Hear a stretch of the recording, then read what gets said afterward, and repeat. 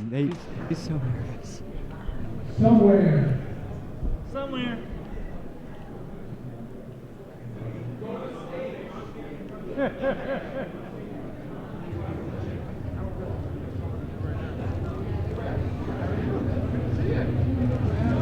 going to move these over to the floor.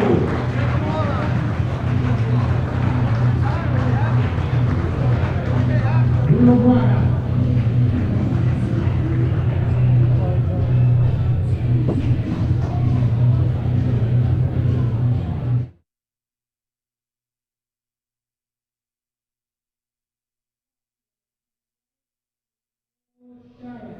You guys have any questions about the rules related to your commentary? No, we're good. We went over it before. So he's going to be handling that. As you should know. So I'll just be introducing everybody. Huh? Handling that?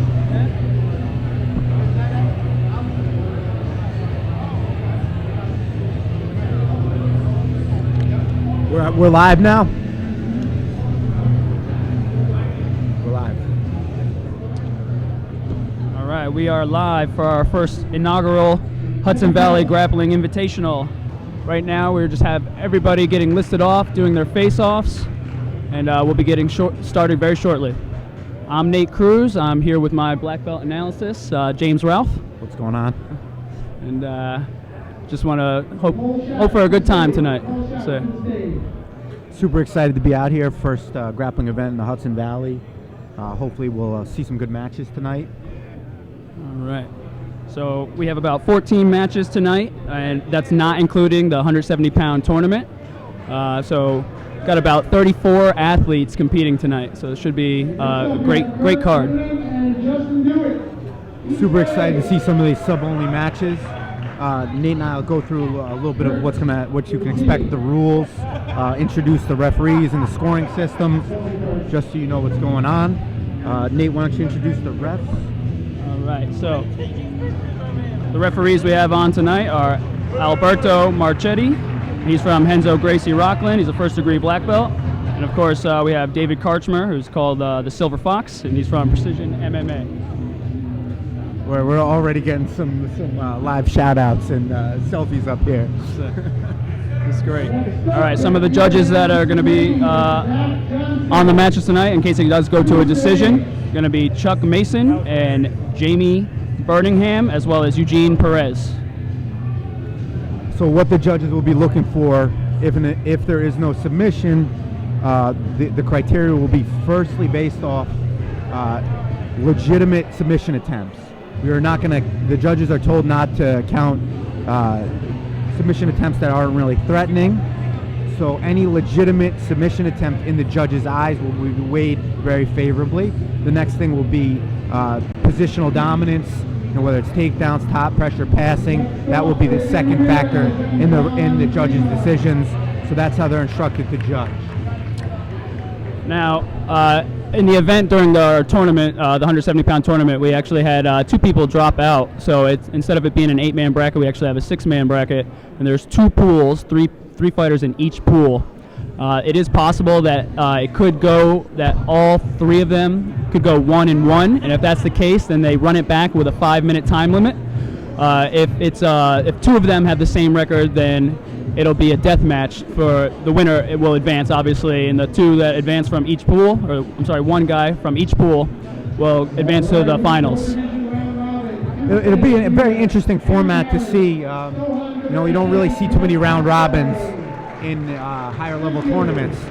So in the event, you lose your first match, you could come back out, and beat the second opponent and have a chance to go on. Yeah, it should be very interesting. I'm excited to see how that plays out, especially if it ends up 1-1, between all 3 competitors. That'll make things a little bit interesting because it's hard to strategize that way. They might be grappling more matches than they planned on tonight. Got a few of these competitors in the 6-man up there facing off right now, and we're moving along. We should be looking to start in the next 5-10 minutes. All right, I just want to plug our sponsors. We're brought to you by Hudson Valley Tattoo, House of Nutrition, Combat Sports Physical Therapy, Braun Media, Alliant Employee Benefits, McCabe Coleman Law, Balance and Flow Clothing. Go out and support them because they support us. We got a packed house in here tonight, Nate. Yeah, it's kind of crazy. So I think they sold over 150 tickets, something crazy like that. It's nice to see the support in the Hudson Valley. You know, we know grappling's been growing a lot, so it's definitely exciting to see all these people out here come support local fighters, and we actually even have some fighters come from a few states away.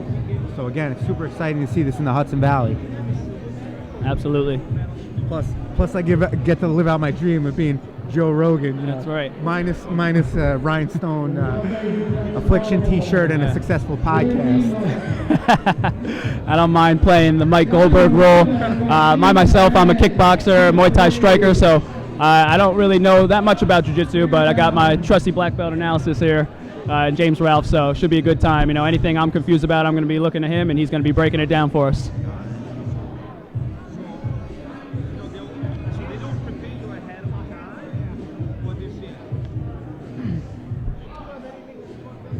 Also, just want to say thank you to Mike Wacker for putting this on. I've been working with Mike for probably about a year and a half, 2 years. He's one of the best guys I know, so to see him put this together and to see the support that people are providing for him has been nothing short of exceptional. Yeah, he had a vision of bringing a grappling tournament to the area, and it's worked out really well. We got a lot of people here tonight, excited to see a lot of these matches, so it should be super interesting. We got Johnny Miranda weighing in right now, local favorite. Brought his work boots. He'll be doing a super fight tonight against a very talented gentleman. His name is Rashid Perez. He fights out of Henzo Gracie, New York City, so you know he's going to be able to bring it. Oh, they're spotting us up on All right. on the cameras. That's it. I'm not photogenic, so I don't enjoy being on the camera right now. The face for radio. Yeah, that's right. Take it. Oh. Beautiful. All right. Some nice Ultimate Warrior swag up here. That's beautiful. This gentleman weighing in right now, his name's Ricardo Jimenez. He's a very talented kickboxer. I've actually, had a couple rounds with him. I don't know how his jiu-jitsu game is, but we're going to find out tonight. But he's an all-around, very good martial artist. Yeah, very very tough purple belt. Both of these guys, I've rolled with both of them on multiple occasions. Next up, and Nicole Matthews. Well, just some clarification on the rules you can expect tonight. So anyone who knows Mike knows he's very very pro heel hooks. So there is reaping allowed in all events, even in the gi. Normally you would get disqualified for reaping past the hip. Nate obviously has no idea what I'm talking about here, but that's all right. That was actually my next question. I was gonna, for a white belt like myself, explain to me what reaping is. So essentially, if your leg crosses the hip line from a single X position, you can get disqualified in a gi tournament. All right, a lot of the IBJJF rule sets are based around this. Some other no gi competitions don't allow reaping either, but for the most part, no-gi is known for its leg locks and leg attacks, especially the last few years. So Mike said even to allow it in the gi match, we have a few gi matches tonight, Gotcha. so the reaping will be allowed in that as well. So there will be no disqualifications for leg reaping. The only submissions that are not allowed are any sort of spine lock, like twisters. Everything else is fair game, but I expect to see a lot of leg locks, no-gi, and probably your other, traditional submissions as well. But, leg locks have been the flavor of the month, the last few years, so I expect to see a lot of them tonight in no-gi. Very interesting. Now, why do most tournaments not allow reaping? Is that just to prevent injuries? It's a very touchy subject. Yeah. There's a lot of different reasons people give, but I've never heard a solid answer for it.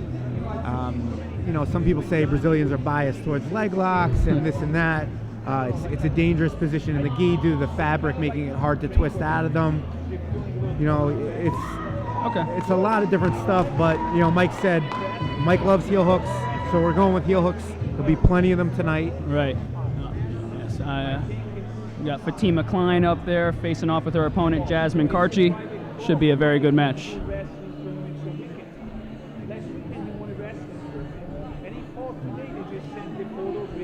So have a few more face-offs, and then we'll get started very soon. Next up, we have Jessica and Nick Duo to stage. Nick Duo and Jessica.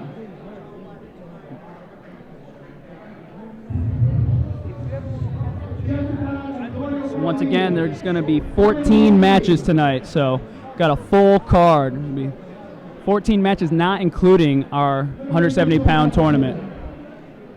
The regular matches will be 8 minutes, and then obviously going to the judges' scorecards if there's no submission.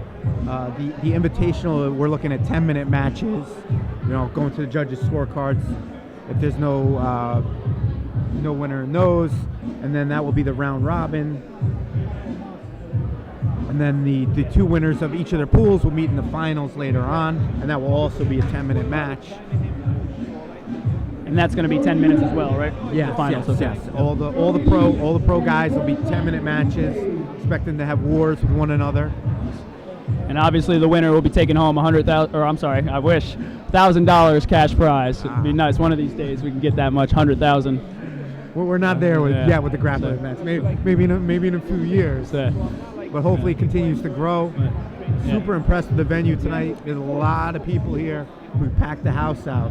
Yeah, not bad for an inaugural show, that's for sure. So, we did a good job of promoting it.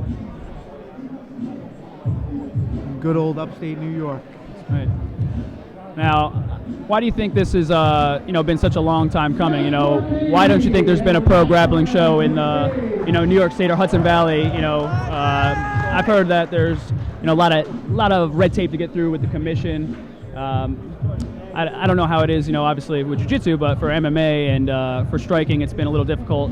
With the medicals, there's a lot more requirements. From what I've heard, when it comes to New York State, rather to other states as well. Yeah, you hit the nail on the head. UFC was banned from the state until just recently. There was a lot of stigma on MMA and a lot of misconceptions about grappling. Well, luckily, a lot of that's been cleared up, and these events are starting to, become more popular. There's been a couple events at the Garden now. It's awesome. It's awesome to see these type of things, moving along in New York State, and hopefully there's a lot more coming forward. For sure, it's been a long time coming. For sure, I know that there's been a lot of issues, in MMA with New York because obviously they're still relatively new. The Athletic Commission, the most famous one is obviously that Nate Diaz, Jorge Masvidal fight. Getting stopped with the cut. Obviously the doctor played it safe. Where in most states that fight probably still goes on. So I can see why people are having trouble putting on events here. Yeah, it's like you said, it's more ignorance than anything else. Of course. And now it seems that people are starting to learn, hey, grappling isn't all that dangerous. MMA isn't all that dangerous. It's just as dangerous as football Right. or any other contact sport. Absolutely. You can blow your ACL out. Yeah, it looks violent in the in certain cases, or when you see the highlights of really bad submissions, it looks hard. But most of the matches, are very, very safe. Absolutely. And most of the time, obviously most competitors are super respectful coming from martial arts background. So, it's great for the sport when we see stuff like that. Exactly. Nate and I are both big time martial arts fans, so it does mean a lot to us to see a martial art like this get its stage here in the Hudson Valley. Absolutely, it's great to be a part of. I'm super psyched for this. Honestly, I don't really watch too much jiu-jitsu. Obviously, coming from a striking background, but Mike brought me to my last event, or my first event, I should say, about a month ago, and actually had a really good time. So I'm excited to see what's going on tonight. All right, so as you heard, we got about 5 minutes until these matches start. First up, we're going to have James Colombo versus Bruno Braga. Both of these gentlemen are white belts, fighting in the 170-pound division.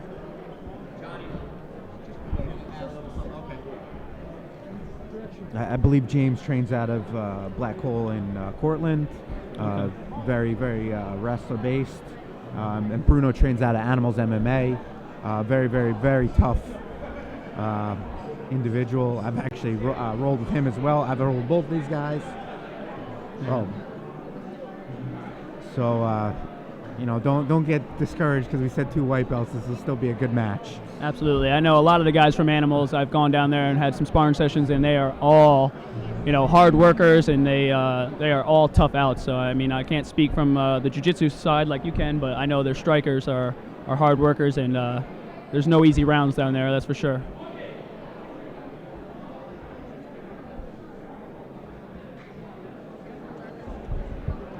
So I'm getting word that we're on the live stream, getting comments.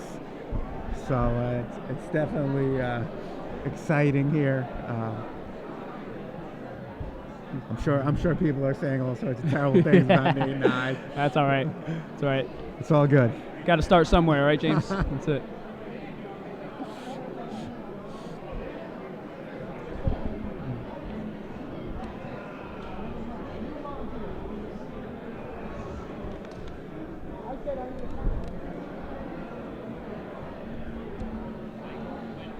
Once again, right before we get started, I just want to give another shout out to our sponsors. Again, Hudson Valley Tattoo, House of Nutrition, Combat Sports Physical Therapy, Braun Media, Alliant Employee Benefits, McCabe Coleman Law, Balance and Flow Clothing have all been gracious enough to come out and support us and help us put this together.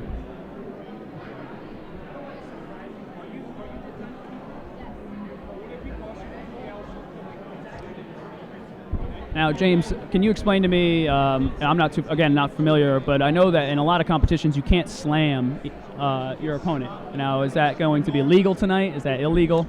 Does it depend on the match, or is that only legal in the pro setting? I believe there are no like deliberate like you can't Rampage Jackson right. Pick up your opponent and slam them down. It's got to be a controlled back to the floor. This is a grappling match, not not an MMA fight. So unfortunately there will be no slams. I know at some tournaments, most notably ADCC, they do allow slamming. But tonight there will be no slamming. Again, I said before, the only submissions out are spine locks. Those are really the only possible reasons I could see anyone getting disqualified tonight. Okay. Again, since there's no reaping, since there is reaping, no one will be getting disqualified for that. Gotcha. It should be an exciting night.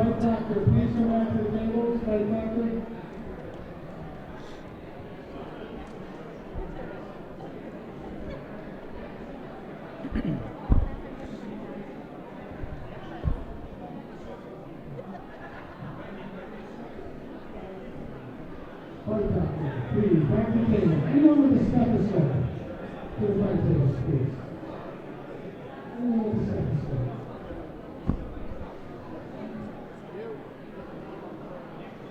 Please stop the sign doctor.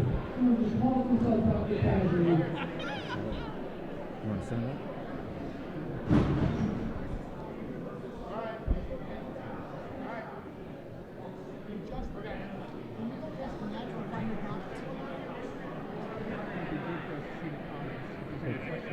Oh, yeah.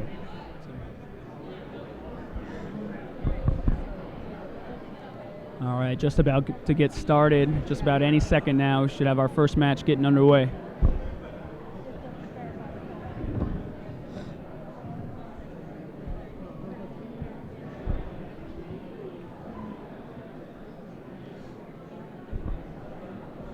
Got some nice views of the venue here. Got some standing room only crowd. I gotta say, I really like these lights. Yeah. It's a great setup.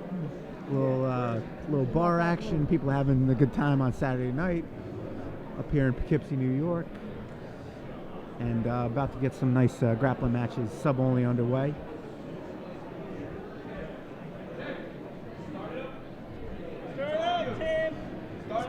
All right, about to have our first competitors on their way to the mat. We got Tim Knapp doing the announcing.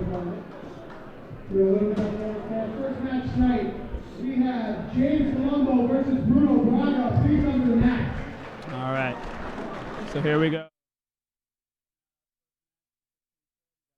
Colombo versus Bruno Braga.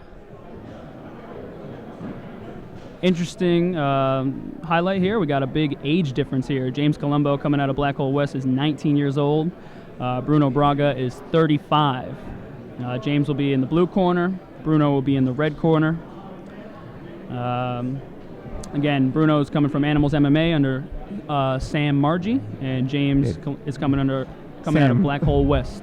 Sam's a good friend of mine. He wanted me to say some nice stuff about him, but like I can't lie to you guys. I've known Sam a long time. He's a good dude. Sam's a great guy. Like I said, I've been down there a couple times, and he's been nothing but great to me. Yeah, great. If you're in the Yonkers area, I highly recommend swinging in there and training. Again, Sam's a great dude. All right, here we go. I don't know about how handsome he is though. That's debatable. No, I think that's going a little bit too far. Going a little bit too far. I love Sam, but I think that's a little bit too far. James on the blue corner. There we go. Here comes James Colombo and his opponent, Bruno Braga. Both gentlemen are white belts. James, he says, his go-to submission is the triangle, where Bruno enjoys the armbar. James has a wrestling background, and that is what got him into BJJ. Whereas Bruno said he was playing soccer. He got a soccer injury, and he took up BJJ for some kind of athletic fill from his soccer career. Starting off with a little bit of stand up here. Probably both looking to wrestle, get on top. Turn that down. Turn the volume all the way up.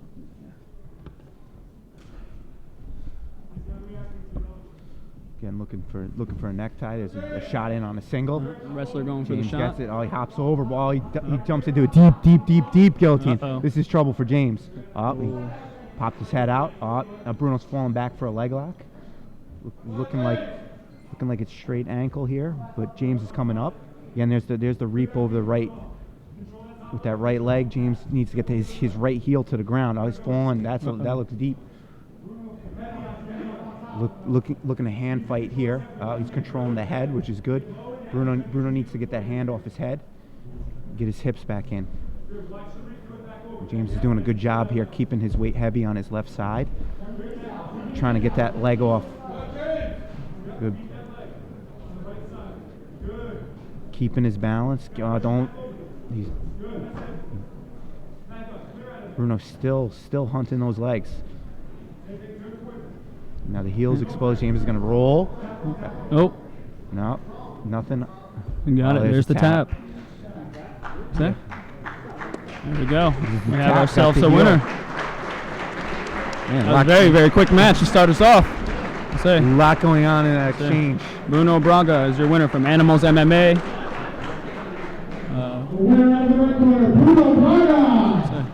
In a flash. It was a real nice transition from one leg. James was defending it, staying heavy on the one side, and Bruno just transitioned to the other leg. James tried to roll through, exposed the heel, and Bruno got the finish. Yeah, it looked like he was hunting that the entire way. First match down.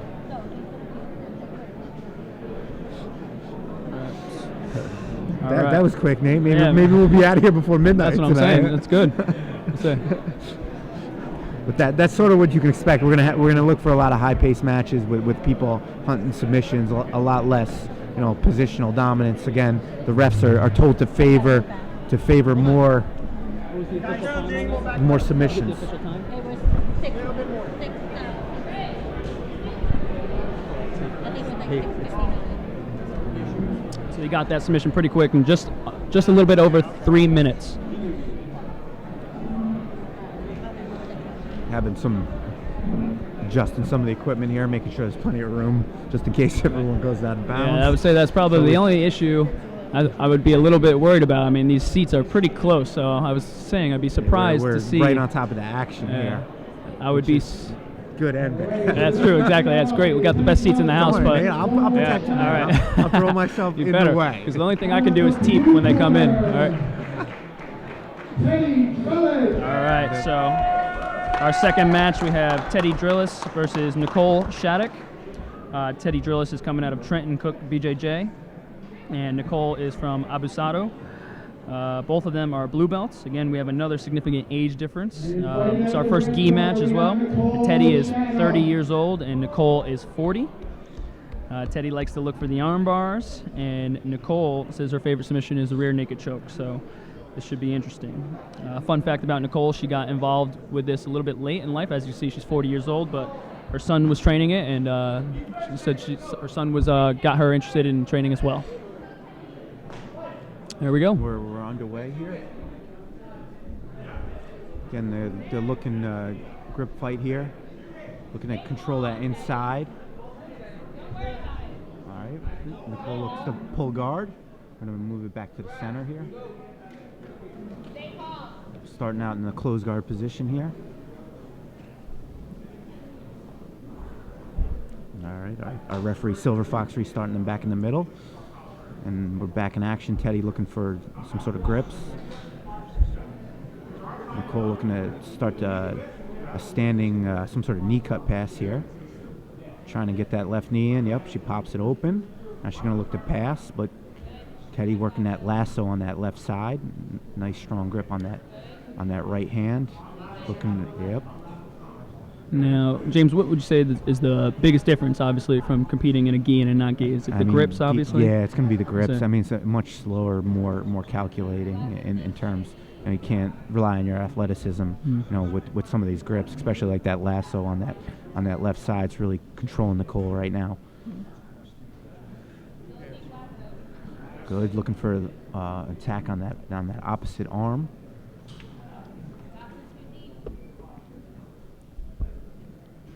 Control. She cleared the lasso grip, and we're back to completely closed guard. I'm not sure why Nicole is there. She goes. She let go of that collar grip, and now is defending that deep collar grip that Teddy has on that left side. She's looking for a cross choke there, but that's easily fought off. All right. Again, Teddy sort of controlling the pace here with that deep grip on that collar. You know, Nicole needs to look to break that and start to stand up and advance her position here. She really isn't doing much. Kind of locked down at this point. Yeah, exactly. Sitting on the knees. Teddy keeps threatening that cross choke. All right, there she goes. She broke the grip, and then exactly as I said, she starts to stand, looking to pass, going back to that knee cut in the middle. Teddy breaking her back down. We go back down to the mat. Good. Now switching the collar grip up to the other side. Now again, they're sort of battling for position inside.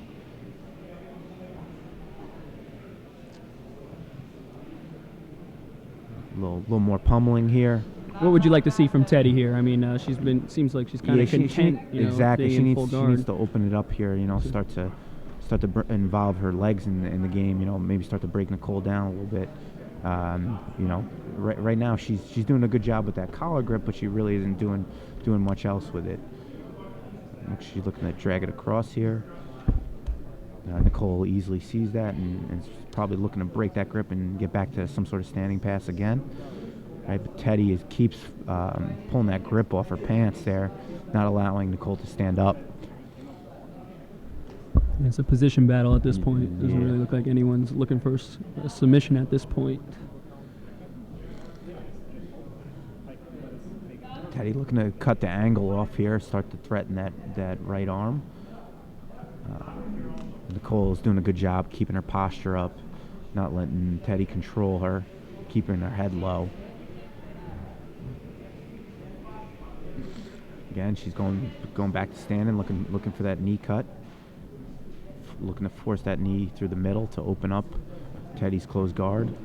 He's got some long legs, which makes that closed guard tough to deal with. Now she's opening it up a little bit. A little bit of hip pressure, and Teddy's doing a good job of keeping her legs in front. She needs to just start attacking, though. You know, can't just prevent the guard pass. There. Now back to closed guard.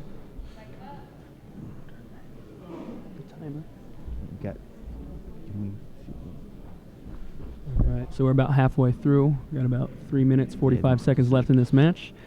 This is going to be a tough one for the refs if it keeps going this way. I really don't see much of these competitors doing a whole lot here. They're just sort of, you know, working for incremental advantage. Right. I really even haven't seen all that legitimate of a submission attempt here. Both these competitors got to go. Right, and then if you were a judge tonight, James, I mean, how would you go about? I mean, because I'm always, wondering, how, submission-only competition, how do you score, a match like this? So who would you give it to? The person on top? I haven't. Really, there we go. As I'm saying, the first submission attempt of the match. Something like that would definitely sway my mind. That was a legit armbar attempt. I mean, Nicole did defend it, but it was there for a second. So that's probably, more moves like that would be what I'm looking for right now. Of course, submission attempts, obviously, Yeah. Putting your opponent in danger. Again, that she's got to deal with that collar grip. Yeah, Nicole's got to stand and go here. Yeah. Teddy's kind of controlling the pace of this match here. Seems like she has her locked down. There we go. Oh, beautiful sweep. Just looking for an arm. Good sweep attempt. Good sweep attempt for Teddy. Nicole comes up and finds herself in another arm. Oh, she's looking to step over. There we go. It's hard to see from this angle right here. It looks like Nicole's hips are sort of preventing her from finishing the arm bar. She used this to get on top. Exactly. Yep, Exactly. She didn't get the submission, but she used it to the next best thing, which was to come up on top. Oh, she falls back. Wow. Allows Nicole in on a deep knee slice. Almost gave up her back. Got about a minute 45 left in this match. Big still up in the air. mistake from Teddy there. Falling back, allowing Nicole to come forward. She was sort of dominating the match. Yeah, big trouble here. This could sway the judges if it goes to a decision. And depends on how legitimate of a bow and arrow or rear naked choke attempt she could get here. Teddy looks like she's in a lot of trouble. Nicole is controlling her.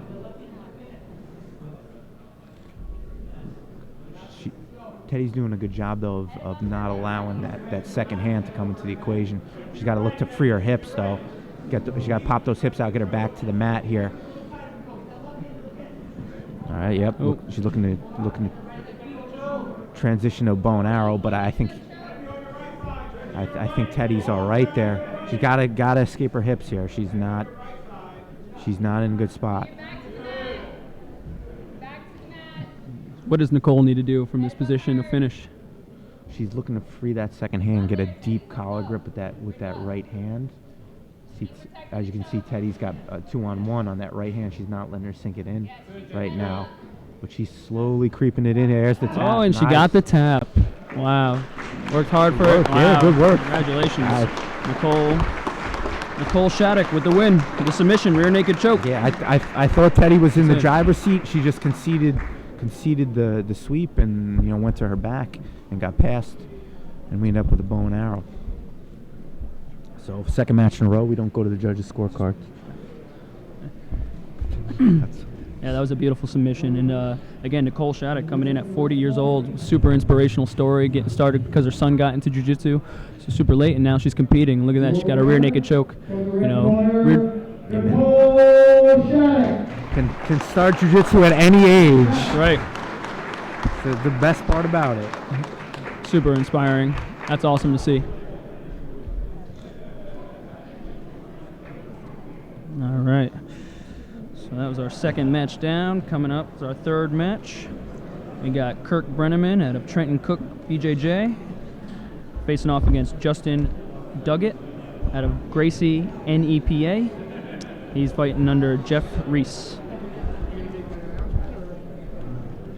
Listen, I've been asked to make an announcement about the parking in this lot. If you are parked Can you see the clock better? Yeah, that's fine. Thank you. You have to move it to the municipal lot across the street. There are still a few cars in that lot. Thank you.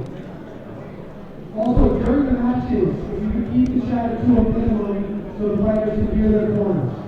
Right now it's fine. Walk away. Nobody's fighting. Next match is going to take place in the 170-pound division. Again, Kirk Brennaman versus Justin Duggan. Kirk is 20 years old. Justin is 26. Both of these gentlemen are going to be purple belts, so it should be high-level grappling. I know Kirk pretty well. He trains out of Trenton Cook BJJ. Trent told me not to say anything nice about him, but Kurt's a very, very talented purple belt, very, very active competitor. Should be a great match. Looks like this one is in the gi as well. Kirk Brennaman coming onto the mat now. Again, very young, 20 years old. Purple belt at 20 years old. That's impressive. Obviously, he's been training since he's a young kid. MMA is what got him into the sport. And now he's competing at a high level. Justin's on the mat now. Again, coming out of Gracie NEPA under Jeff Reese. So, and here we go. And we're underway. Kurt looks to pull. Again, he's a very long, lanky dude, so he plays exactly like the rest of them. Right. Lot of spider guard. Wow, quick. Transition to triangle. He is attacking. Wow, this is Kirk going in for the quick finish. And look at this. Transition back to the omoplata. Kurt did tell me that his favorite submission is the omoplata. He's got a deep go-to lock submission on that arm. Especially in a gi, I would assume this is a lot easier to hit with the gi on, right? There's a lot of friction there. Kurt's got nice control. He looks like he's in no rush whatsoever. He's just very calm, he's just cool, relaxed. collected, just hanging out. That's impressive. Especially for a 20-year-old kid, too, to come out. He's obviously got a lot of competition under his belt. Yeah, Justin is in a lot of trouble here. Kurt has that grip over the hip. What does Justin need to do to get out of this? You know, he's looking to turn back in and square up, but it's hard with Kurt is controlling that far side lapel with his right hand there. It's really hard for him to square back up. He's looking to break that foot grip, and he can't even roll out of that because of that grip on his lapel there, coming around his coming back. over the back. Yeah. Yeah, I mean. Kurt also will need to, sort of continue to attack here, right? Trying to step over again. It's really, really hard with that grip over his hip. Kurt is taking his time, trying to get his left hip up in the air to break Justin's shoulder down to the mat and finish the submission. How much torque is on? Yeah, there's a lot of pressure on his shoulder there. This is hurting me. I have had a couple shoulder surgeries myself, so it's hard for me to watch this. He's doing a good job. He's hanging in there, trying to square back up. Again, that grip over the hip is giving him a lot of trouble here. He's trying to address the first problem and break the legs open.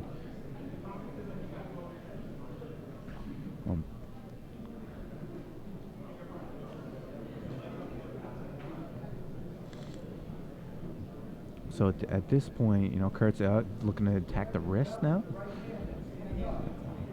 Normally if this was no gi, he could walk. He could walk around Kurt's head there and clear the omoplata, maybe hop over. But because he's controlling that far side hip, it really, really limits Justin's options. He's just got to sort of hang in there.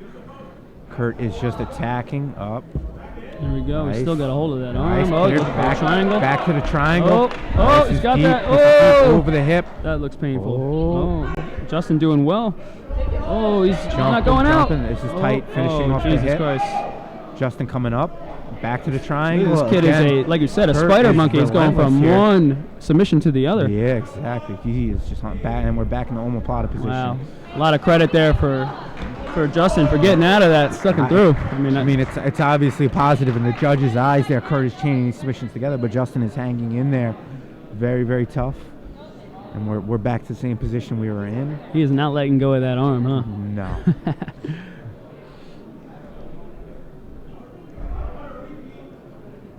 He did tell me it was his go-to. Again, he rolls exactly how every lanky dude like you've ever encountered rolls. Super annoying. Using his frame to his advantage. Obviously, exactly, it's smart. Exactly. You can't blame him for that. I don't know. Trent told me not to say nice things about him. Finally. He might be out of that. So it looks like he's got a hold of that.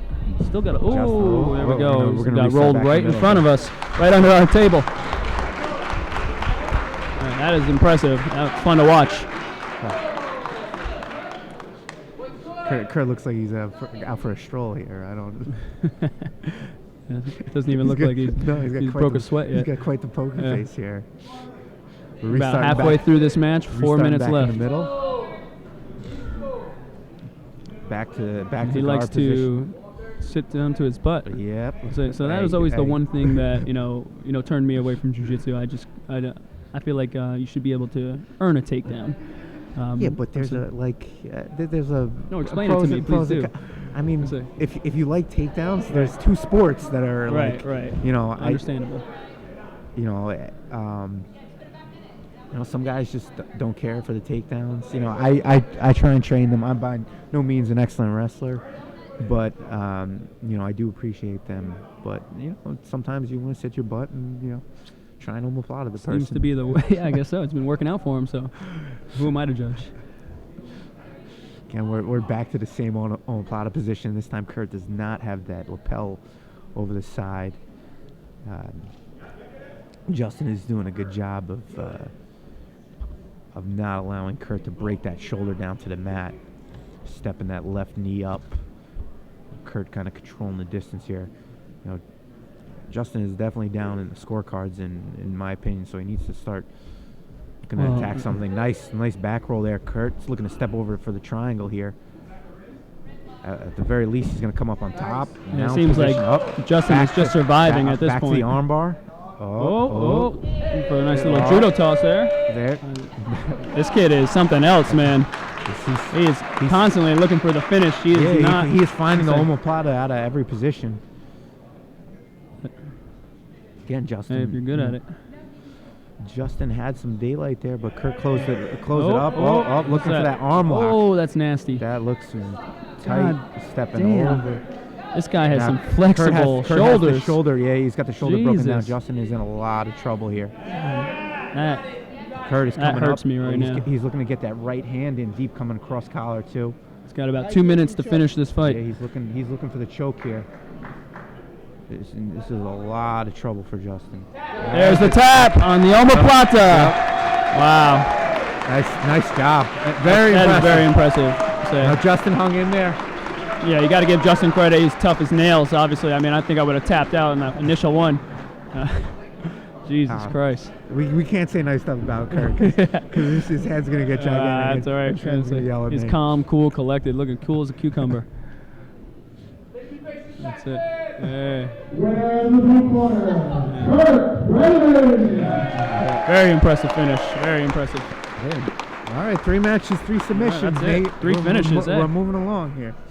Hey, if every jiu-jitsu competition was like this, I might tune in more.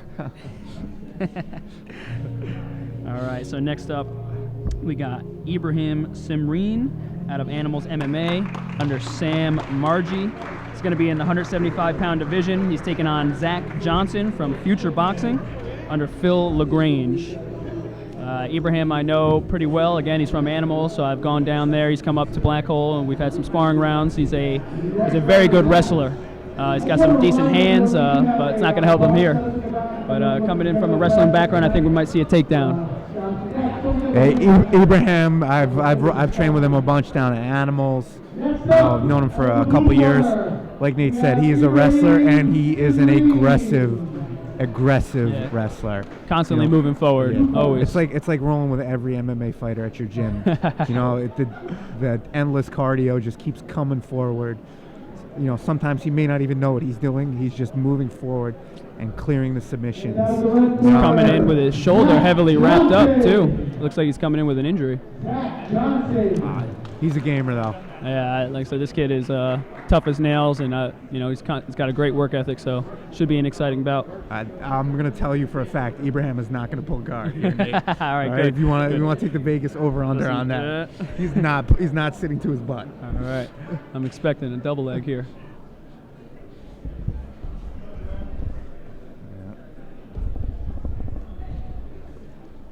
Ibrahim is a blue belt, Zach, 25 years old. Here we A little go. wild with that footwork. Ibrahim just Got his moves back right very in, quick. right off the single. Oh wow, this fight might be over already. Forward. He's got that deep. Got the hooks Flatten him in. out. Zach is There we belly go. down. This is not the position you want to be. Yeah, he wants to get his hips. I know hips, Ibrahim wishes this was MMA right now. hips back. Abraham doing a good job keeping him flat. Yeah, that's the worst This is position you can not be in. good. You do not want those hips flat in the mat like that. Abraham is just keeping those hips down. Looking to fight this in. fight That is gonna be over. tight. There we go. And Abraham that is with over. quick work. How long? 1 minute exactly. Wow, 1 minute exactly. Abraham gets a quick finish. Quick tap. There we go. Abraham.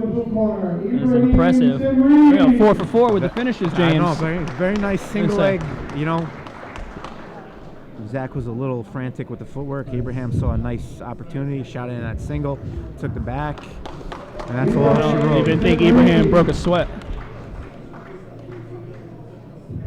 Very impressive. I told you, he's a beast, and he was not pulling guard. That's what I like to see. All right, we're just steamrolling through these. Next up, we got our 5th matchup. It's going to be Fabian Ramirez versus John Vina. Fabian Ramirez is coming out of Sarah BJJ under Matt Serra, legend, of course, and Jason Rue. He's a purple belt, 27 years old. Coming to the mat right now. His opponent's going to be introduced next, John Vina, out of Silver Fox MMA. His head coach, they call him the Fox. Didn't give me a name, which is interesting. Also a purple belt. So it should be an interesting match. Both of them purple belts, so. Matchup of the Henzo affiliates here. I believe Silver Fox's school is out of New Jersey. New Jersey? Okay. There we go. A little. No, I don't venture down to Jersey too much. I just sort of know some of the Henzo schools in the area. You know, my apologies if I'm wrong on that. Here we go. All right, underway. we Both look of them for a pulling double guard pull. Yeah, interesting. All right. So again, there's no real downside to pulling guard here. You know, if it was a points tournament, you know, the first gentleman to come up probably would have gotten the advantage or even 2 points there. But we are looking for submissions only. So working from a De La Hiva position here. Oh, look at that. Oh, Very nice. Little bolo action. Yep. You're going to stand him back up, Fabian. Little fun fact about Fabian, he has a clothing line and a podcast called Fourth Stringers. He wanted me to give that a nice little plug for him. I think he's wearing that rash guard right now. It says Fourth Stringers, so nice little plug for him. Nice little rash guard there. I may want to get one for myself. That's his clothing line. So see him after the match, James. And a little back and forth here.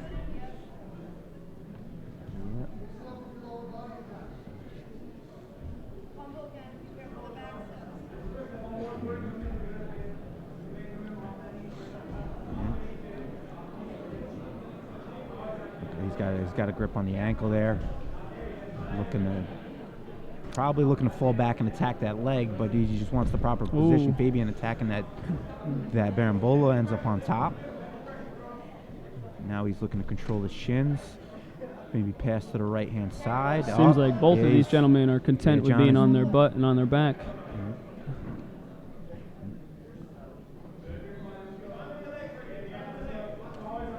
Fabian's on top, right?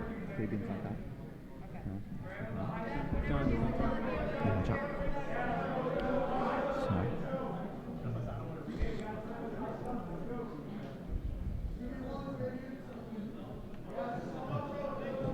Again, another sweep here. Fabian back on top here. A little back and forth. Not too much positional jiu-jitsu here. Most of these guys are looking to find a submission they can lock onto. Little leg drag. Okay, again, looking for the leg drag. There we go. Good, nice little body lock here from Fabian. Yep. That is a pass. Side control. Yeah, he's looking to control here. Good, he's got nice control here and side control. We'll see where he works from. Fabian said his go-to submissions and arm triangles. Is he looking for that right now? He certainly is. He's got that nice shoulder pressure. We're resetting back to the middle.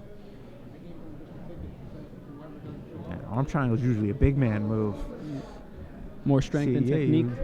Not necessarily, but you don't see too many little guys going for arm triangles. Okay. It's more of a Brock Lesnar move than a little guy move.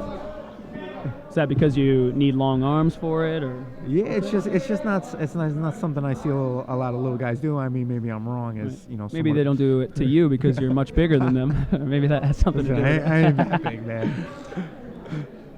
Only heavyweight, all right. Fabian doing a nice job here, controlling, keeping that pressure in, looking to go right back to that cross face. Fabian Ramirez versus John Vina going on right now in our 155-pound division. There he is. Yeah, there's going that back for that arm triangle. He said he was going to hit it. You He said told it. me. Yeah. That's tight. That's tight. Oh. He's got to flatten his chest out a little. There it is. Another finish. Man. Wow. Very Called it with the impressive. favorite submissions, Hey, dude. man, 2 fights in a row. It's kind of crazy, right? Like Nostradamus over here. Hey. Very interesting. Fabian Ramirez with the arm triangle victory. Again, I might get some hate for saying, the arm triangle's not a little man move. That was a nice one. Yeah, there it is. He's rocking his gear, 4th Stringers. Check out his clothing line, 4th Stringers. He also has a podcast, all right? Fabian Ramirez. Blue corner, Fabian Ramirez. Wait a minute, this is Sharp Rash Guard again. I'm going to have to ask him. Not bad. All right. So, flying through this, 5 matches down already. Here we go. First round of the Pro Division. Got a round robin for Pool A. Got 3 competitors in each pool. First one is going to be Aaron Harris, Stoyan Kevariski, and Brett Pastor. Mike is explaining what happened after the 2 of these pulled out. Don't worry, we'll still entertain you with a few nice opening matches here. 2 pools, 3 competitors. 1 winner out of each pool goes to the finals of the 170-pound pro bracket. Nate, I'm being told we have 112 viewers right now. Don't tell me the number. It's going to get me nervous. Does that scare you? Not really. You look pretty good on camera, man. You see just my eyes. Very unfortunate. Mike had actually 3 people pull out of this 8-man bracket originally, and Brett Pastor, who is competing in this pool right here, he stepped up on 2 days' notice. He actually told me when I was interviewing him, he cut 15 pounds just to make weight. So you got to see how that's going to take out of him. Competing on the same day when you cut 15 pounds has got to be tough. So we'll see how much cardio Brett has. Another animals guy. I train with him a fair amount. Another monster, active competitor, MMA fighter. I think he boxes as well. Oh, Brett does it all. He does sambo. He boxes. He does Muay Thai. I've had a couple rounds with him. He's a beast when it comes to striking. So very interested in this match. Against Black Hole New Pulses. AA Ron Harris. Everyone knows Aaron. Obviously, he's a fan favorite here. I don't know if I can say nice things about Aaron. Aaron's favorite, I think everyone knows, the inside heel hook. I think every time I ever see him compete, he's always finishing with that move. He's got a good guillotine too. Brett needs to get that left hand over and clear, but Aaron's doing a nice job. Good. We're going to close guard here. Nope. And this match is 10 minutes long, but I have a feeling we're not going to need all 10 minutes. No. Brett's doing a good job though, crowding Aaron's hips here, keeping that leg down. You don't want to let these leg lockers like Aaron underneath you. You don't want him to elevate where you can get in on his single leg, or his heel hook holding position is a lot of trouble. Brett's doing a good job, sort of neutralizing it, but he's got to watch. He's sticking his head. He's holding the head out. Got the tap quick. Yep. 51 seconds for Aaron Harris. Nice, quick guillotine tap. Nice adjustment from Aaron there. Brett was sticking his head out there. Only sort of defending the leg locks, keeping his hips flat, and left his neck out there. And Aaron locked up a nice guillotine, finished him. Very interesting. I'm also being told that the camera mic didn't pick up Mike's announcement there. He was just letting everyone know, it was supposed to be an 8-man bracket. We had to unfortunately knock it down to Six. It's a pool, 2 pools of three yeah. competitors, 6 people. So they're going to be round robining each other. So Brett is not eliminated from this tournament. He actually has one more match, so he could potentially still make it to the final. So he's got a tough road to have. Obviously, he's going to have to win his next match just to be able to compete. What will happen is if there's a tie, if these guys have the same match, same record, then they will go to a death match. If all 3 of them go 1-1, then they're going to run it back with a 5-minute time limit. So this is going to be the beginning of Pool B that we have here, and it's going to be Nick Ronan versus Jeff Pelton. Nick is out of Henzo Gracie, Sarah BJJ. Jeff is from Strong Style Braga under Pablo Castro. Again, Nick is under John Donaher and Matt Serra, who are obviously legends in the game. Even I know those names. Respect a lot of leg entanglements and here. I've heard Nick is probably the favorite in this tournament. Yeah, Nick is a monster, super active on the competitive scene out of Henzo's in the Bronx there with a bunch of the Danaher guys. You know, big leg locker. Danaher Death Squad. Right? Yep. I've heard that before.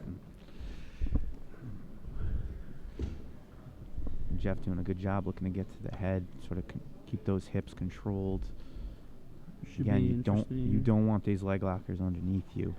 Jeff was a college wrestler out of Notre Dame. He's actually a pro MMA fighter as well. Yep. Purple belt. You could tell from his base. Oh, nice job, Nick, elevating there. But Jeff stays on top. Nick threatening the triangle now. That is deep. That is deep. That is a good angle too. Into the table. Wow. Whoa, crowd does not like that. That is interesting. I mean, as you can see, they slipped underneath a table right next to us. Right in front of the head referee. Deep, but I mean, what can you do? You kind of have to, call it at that point to move them back. Yeah, that's sort of always the danger in these sub only is the border. Is the border. Oh man, I feel like this is gonna be. Yeah, it was locked. They need to reset it locked. He had it way deeper than Jeff's allowing it right here. The ref sort of looking to get control of this. Yeah, that was a deep. Dave's a fantastic ref, so I think he got that position right. Step but it over. looks like, Man, that is a deep triangle. That is nasty. Jeff though, staying tough in there.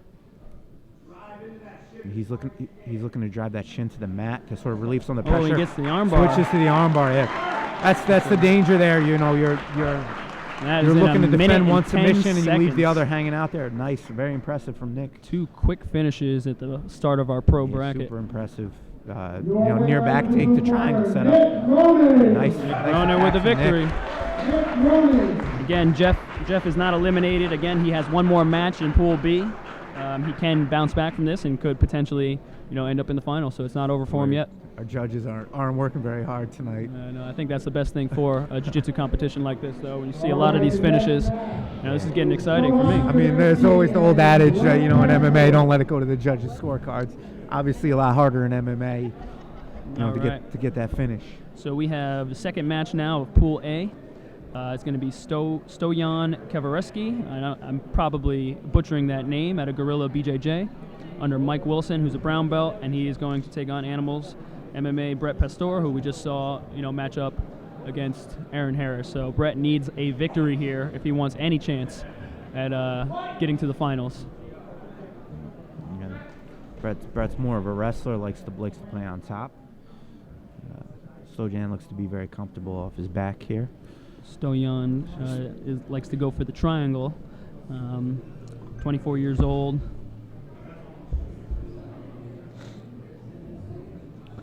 Looking for some head control, playing from sort of low knee shield position here. Looking to come over. Now he's controlling the head on that left-hand side. And Brett's trying to get to his head. I don't know how successful that's going to be with a dude with a guard like Stojan's. Looks like he's very, very comfortable in that low knee shield position, attacking that far side. Looking to probably come underneath here, attack that far leg. He's doing a good job of controlling his posture with that left hand. Brett's got to watch that right side there. That right arm's in a little bit of danger there. Got a big gap in terms of their jiu-jitsu ranks. Brett is only a blue belt. Stoyan is a brown belt. So, you would think on paper that Stoyan should make easy work of Brett. Belts don't mean that much, man. Anyone can tap anyone. Everyone out there knows that. Except So me. don't count Brett out. Never. I know Brett's an ultra competitor. Yeah, and, exactly. There's some even some of the dudes in these tournaments, some of their belt ranks, I don't know, maybe a little lower than they should be, in my personal opinion. Right. Don't they call that sandbagging? Well, some guys are a little more competitive. Of course. There's a difference between a purple belt competitor and your Kinda casual. comes from not wearing the gi as well, right? Some people. Yeah, prefer not exactly. to And wear that's the gi. another thing. A lot of MMA fighters don't put it on too often. They don't see a lot of value in it, so it's a little harder to rank up.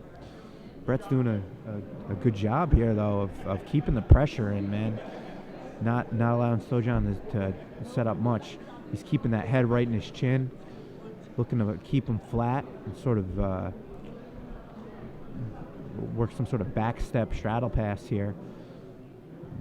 Stocton's flat on his back here. Isn't really doing a whole lot from down there. Brett's looking to step back, get his pass on, and advance his position here. Again, the side control doesn't matter all that much, but not very many submissions from bottom side. So Right. he does need to at least get back to close guard to start attacking. Brett's doing a good job. Looks like he's looking for an armbar triangle there. Brett has the one guard pass there, but not much else going on in this match. He's just coming forward. Again, I don't like how Brett is leaving that right arm over that hip there. That is dangerous. If he was facing Kurt, he probably would have been in two omoplatas by now. Playing with fire. Yeah, sure. I don't really think that's the best idea to keep that over the hip. But Stocton's kind of content with staying on his back, looking for some other attacks. Again, Brett passing again, back inside control, keeping that shoulder pressure in, but really hasn't been able to do much from here. Doesn't look like Brett has been looking for any submissions. No, at this he's point. sort of just controlling the position. He needs to force Stocton to turtle up and attack his back, or go to mount and maybe start to work from there. But another guard escape. Right, and I wonder how this would look, again, if we ever get to a judge's scorecard. Yeah, does it go to the person who's on top controlling, or does it go to the person on the bottom who's been attacking and Well, looking I for think, submissions? there really hasn't been any legitimate threatening submissions as of yet, so you got to give it to Brett right now. He's sort of, controlling the pace, even though he doesn't really threaten any submissions. He's sort of dominating from the top, where Stocton hasn't really gotten the, whatever submission he's looking for. I'm sort of, surprised he hasn't pulled the trigger on anything. Looking for Kimura. Brett looking to pass again.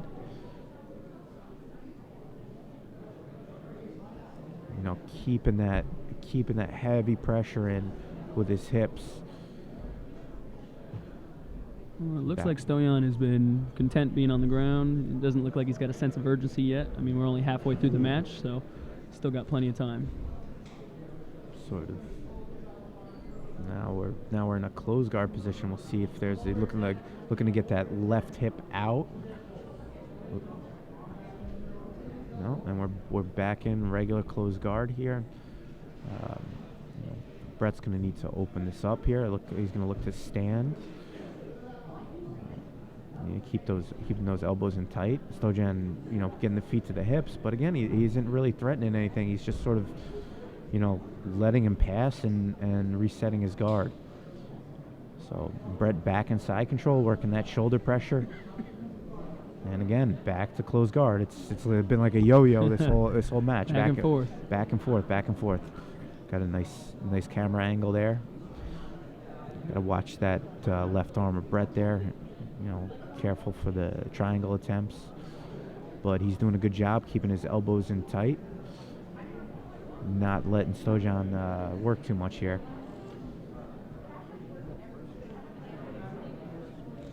About 4 minutes remaining on this one. Brett keeping that pressure and looks for that sort of back step to straddle. But a lot of this match has been played in this same sort of half guard position, or Brett momentarily in side control. This one looks like the judges are going to have a sort of make a decision if it keeps going at this rate. I don't see a sense of urgency from Stocton. Yeah, you would think he'd be attacking more from the bottom. Obviously, maybe. Some guys are a little more passive and sort of let the submissions come to them. But he's got 3 minutes here, and I think in the judge's eyes he's probably down right now. So I need to see a sense of urgency here. As your favorite Mike Perry quote, you gotta go, man. You gotta go. You gotta go. That's it. Well, yeah, it just looks like Brett has just been controlling the action at this point. He probably has a few submission attempts there, but it looks like he's a little reluctant to pull the trigger. Had a sort of north-south position there, but back to half guard, another low knee shield from Stocton. You think he's maybe worried about getting swept, or you think that's why he's not attacking as much? Maybe he's a little reluctant. He's respecting Stocton's bottom game here. Maybe Brett, obviously, he lost the first match to Aaron, so maybe he's playing it a little bit more safe at this point. Maybe he thinks, staying on top and controlling, maybe he could get a decision, and he'll still be in the bracket. He's sort of again, the winner of this round robin will advance to the finals and for the potential of a $1,000 cash prize. So especially Brett, who took this fight or took this tournament on 2 days' notice. He cut 15 pounds. I think he's trying to get that cash grab. Little Kimura attempt here. All right, here we go. Here's our first sort of submission attempt of the match. It's a legitimate 2-on-1 here.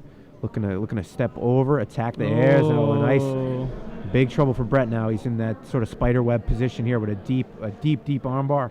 Stocton sort of taking his time setting that arm up. That's tight. Nice. Got it. Wow, and another finish. I mean, maybe I was wrong. Maybe he was just laying in wait the whole time.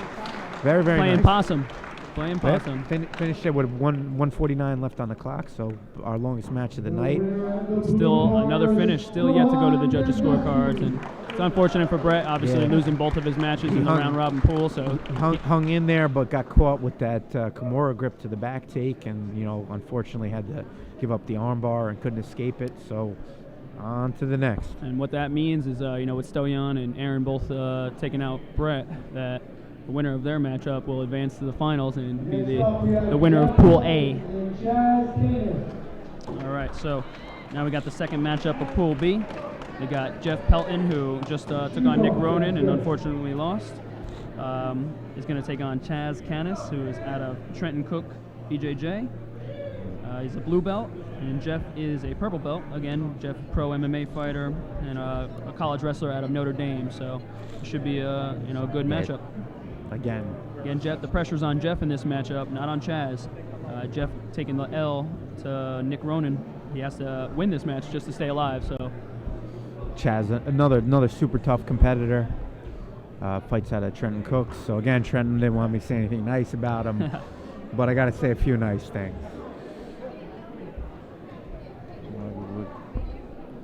We're waiting on Jeff here. I don't know what's going on. Looks like looks like we're waiting on Jeff. Jeff Pelton, to the ring. Chaz is here ready to go and waiting on Jeff, who just competed a little while ago. So he's telling us he's on his way right now. Maybe he didn't think he was going to be getting in his second match this quick. No, he's coming. There he comes. Is that him?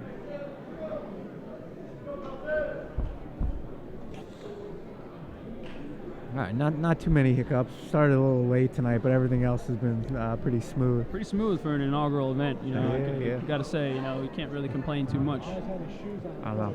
All right, here we go. Jeff Pelton versus Chaz Canis. Chaz, another baby. He's probably 21, 22. Chaz is 20 years old. Yep. Yeah. Taking on Jeff, who's 30. We're right to the closed guard position. Chaz Jumped guard. Seems like an ultra competitor. When I was interviewing him earlier, he's a little worried about me asking what his favorite submission was. Thought I was going to tell people.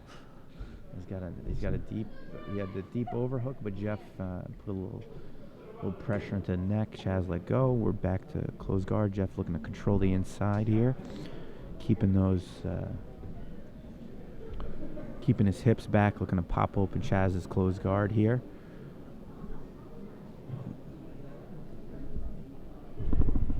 Stepping over.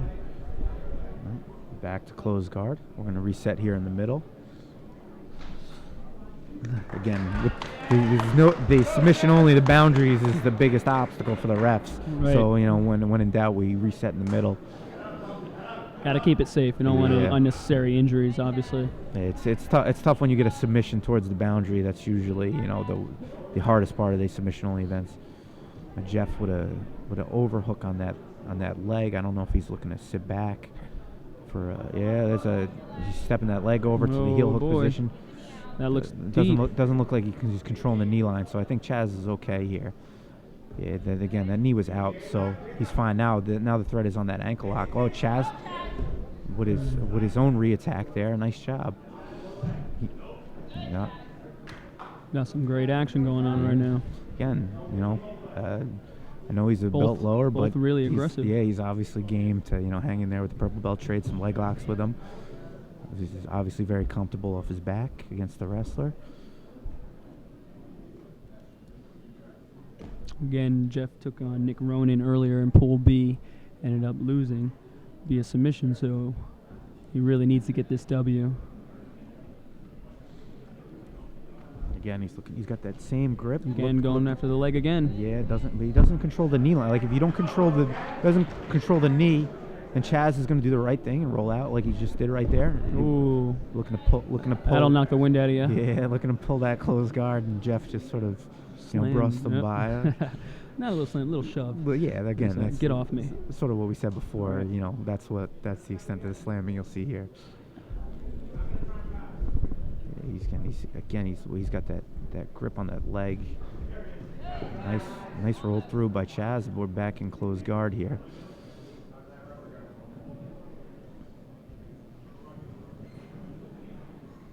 You know, Jeff doing a pretty good job of controlling the inside here. But the only submission attempts he's going for, he's falling back for those heel hooks. I don't know how legit the refs are going to say those were. Oh, and there's the slam. So that is what I was curious about. You know, so that is obviously illegal, right? Yep. That was completely now. Does that result? That's not a disqualification, is it? Or well, the ref is giving him a warning, but that looked fairly blatant. Now we're deducting a point here for that blatant. So deducting a point, as in if it goes to a decision, it's going to be very hard for him to win. Correct. I would assume. Correct. I mean, again, was he in a deep submission at that point? No, I mean that just looked like a blatant. He looked more frustrated than anything else, and sort of looked to pick his opponent up and give him a little slam. Again, I really can't explain his mindset on that one. It could end up kind of Bush League. Yeah, could end up costing him the match. You know, if this goes to a decision. It certainly could. I mean, when your opponent's hanging in there, you can't get frustrated and start to do those stupid little mistakes like that. You know, there's 2 game competitors out here. You gotta work. Yeah, he looks a little frustrated. Yeah, he looks flustered for sure. You know, obviously coming off a loss in the first matchup. Yep. Could be his frustration could be getting the best of him at this point. Yep. Especially since he seems to be controlling this match. You know, he's been on top. Oh, little armbar attempt. I really don't know. What. Jeff needs to either stand up and start to open Chaz's guard and look to threaten a pass and get in a better position for a submission. Those leg locks clearly weren't doing very much, and holding him in closed guard. Also, he's down right now due to that penalty, so he's again to quote Mike Perry, he's got to go. He's got to go. Chaz going to a little rubber guard action here. Yeah, at this point, if Chaz was smart, I mean, he could just play defense, right? Yeah. It looks like he's beautiful. He is having none of that. That's a legitimate triangle attempt there. Nice setup. And he gets the tap. Wow, that is impressive. And got that with just over 5 minutes left in the match. Impressive finish for Chaz. I told you that's what you don't count someone out because they're a lower belt. It was a beautiful triangle set up. That was absolutely beautiful. And yet another finish. 9 matches, James. 9 finishes. Again. I think you might have a new fan. So I believe up next we have the last matchup of Pool A. It's going to be Aaron Harris versus Stoyan Kavareski. The winner of this match is going to advance to the finals, so very important. Both of these got submission wins over Brett Pastor in their first match. Aaron coming back to the mat and representing Black Hole BJJ and New Paltz under Mike Wacker. Stoyan coming back to the mat, fighting out of Gorilla BJJ under Mike Wilson. Both of these gentlemen are brown belts. Stoyan slightly younger at 24, Aaron 26. Fun fact about Aaron, he told me that Dragon Ball Z, I think like a lot of people that train jiu-jitsu, is what got him into the sport. And what was that? So what was Aaron he was looking for a flying guillotine. Flying guillotine, huh? Now, I counted him out last time, but Stoyan seems to be a very, very patient, very counter jiu-jitsu player. But Aaron is aggressive here, and he's working knee on belly, sort of working that cross face. Might look to go to mount here or attack the back by going around to the left-hand side. Sort of keeping that shoulder pressure in. Stoyan hung out a lot in side control his last match. I don't know if that's going to work so well in this one. Oh, there's our first leg entanglement. And a quick tap. Aaron going to his patented leg lock submission in, again, another submission under a minute. Stoyan, he went in for his leg attack, and Aaron's very comfortable in those positions. Just sort of re-attacked. He got that done in 43 seconds. As you can tell, this place is getting loud in here. Aaron advances to the finals of the Pro 170-pound bracket. Very impressive. I've got to know Aaron a little bit, since I've been training over at Black Hole, and none of this surprises me. It seems like every single time I look at one of his highlight reels, he's finishing somebody in under a minute, and it's usually by leg lock, some kind of heel hook. So again, now we got the final match. We're getting right into it. Final match out of Pool B, Nick Ronan against Chaz Canis. Again, Nick with both of these gentlemen got submissions over Jeff Palton. And we just saw Chaz, so he didn't get much of a rest after his last match. So Nick Ronan is a little bit fresh. He's had some time Nick pulls to relax. Right away. Nick representing Henzo Gracie and Sarah BJJ under jiu-jitsu legends John Danaher and Matt Serra. Chaz fighting out of Trenton Cook's Alliance affiliate in Thornwood, New York. Trenton's a good friend of mine. Known him a long time. Chaz sort of looking nice little back take attempt here. Nick's super deep in that heel. Chaz got to keep that right heel on that mat, and that's belly down. That's big trouble there. And Nick looking to go with that belly down finish. The ref is stopping them. Put him back to the center. Yep.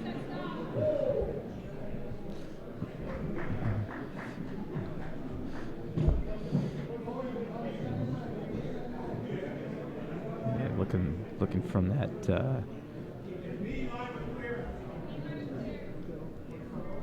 starting in the honey hole position, 411, whatever you want to call it. Chaz just pulls that leg out. We reset. Nick's going, What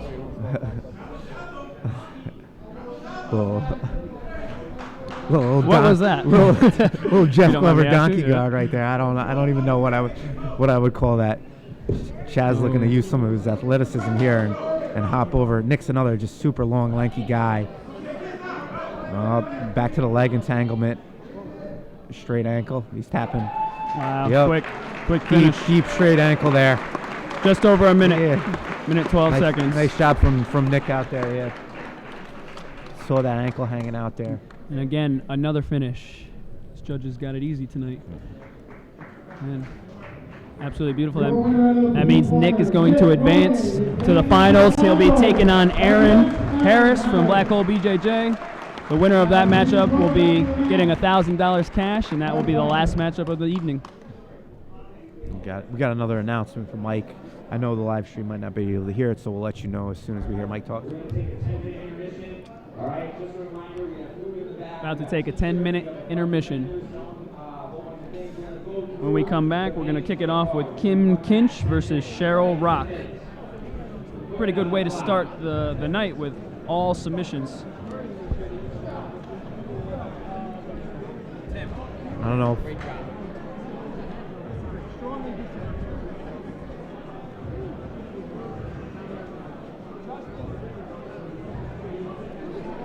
And everyone is going to take a quick little break here, 10-minute intermission before we pick up the action again. Again, in the meantime, I want to say thanks to our sponsors, Hudson Valley Tattoo, House of Nutrition, Combat Sports Physical Therapy, Braun Media, Alliant Employee Benefits, McCabe Coleman Law, and Balance and Flow Clothing. Good. I think we're going on an intermission now. All right? All right. We'll be back in 10 minutes.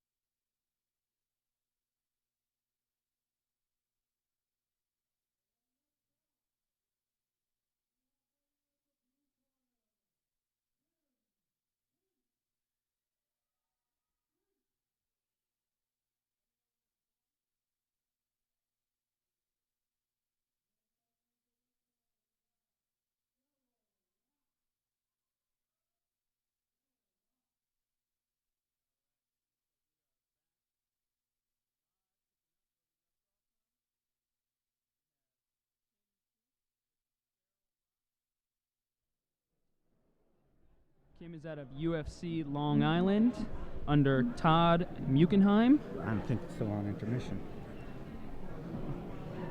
All right. All right. Just in case we weren't back, now we are. Yeah, back. Kim Kinch versus Cheryl Rock. This is a 130-pound division. Kim Kinch out of UFC Long Island.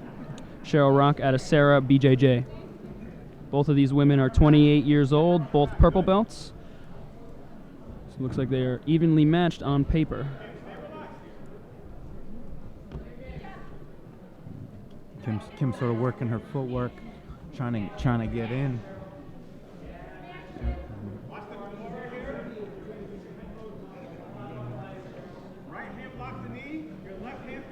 Cheryl back in this sort of half guard position, keeping that knee shield, nice frame there with that hand, trying to come underneath on that far leg, but Kim's doing a good job of flattening her out, not letting Cheryl get underneath her.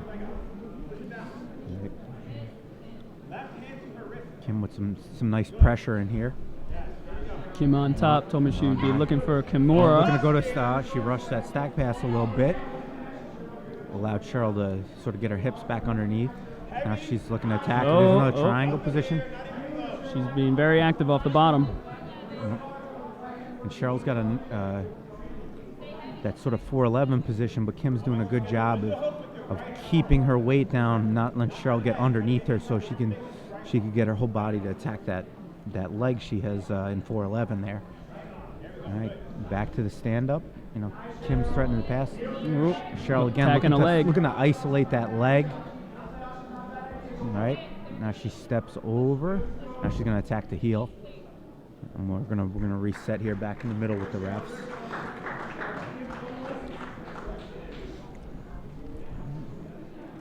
I'm gonna recreate the position. No.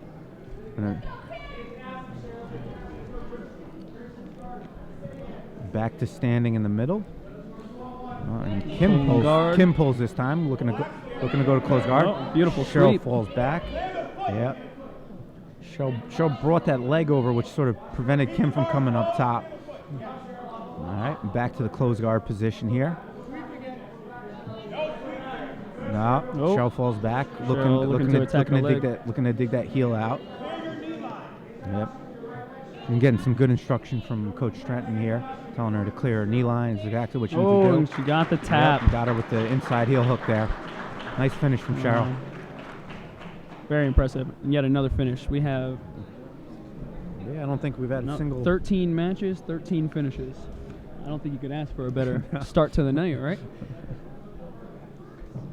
So Cheryl Rock out of Sarah BJJ with the finish. The red corner, Cheryl Rock. Cheryl looked very, very comfortable in those sort of leg entanglement positions.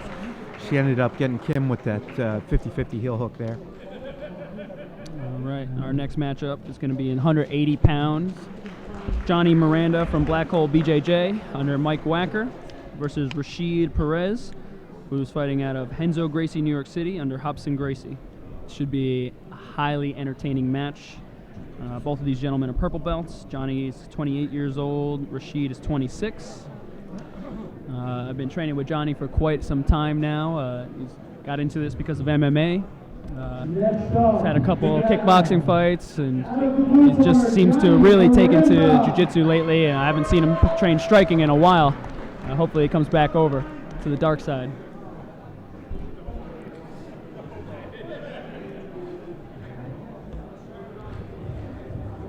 I don't know. Nate, the only opponent I have when it comes to training multiple sports is time. All right. Understandable. I got the 9-to-5 job. It's tough to have that many hobbies. Of course. Listen, I do love holding pads, but jiu-jitsu is sort of my first love, as I'm sure kickboxing is yours. Yeah, we got to get you into a Muay Thai class, James. You've been telling me for like a year you're gonna attend my class, but I've yet to see you there.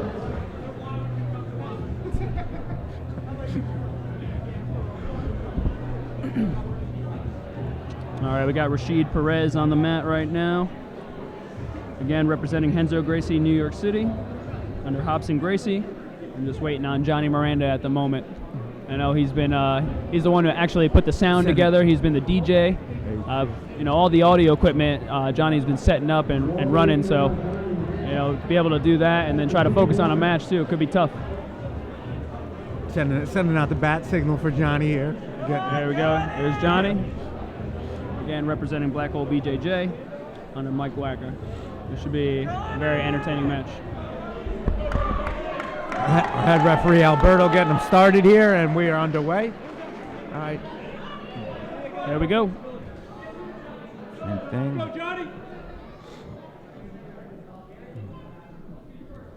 Starting off on the feet here. Neither fighter looking to pull guard right away.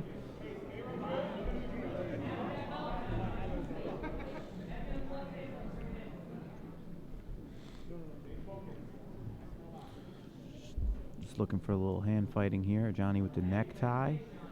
Right. Johnny, little Eminari roll, but Rashid fancy on him. Yeah, he sees it coming. He's no Ryan Hall out here. Johnny, I know Johnny loves the spectacular stuff. He likes to make things look pretty. It's always better in your head than when it. Of course.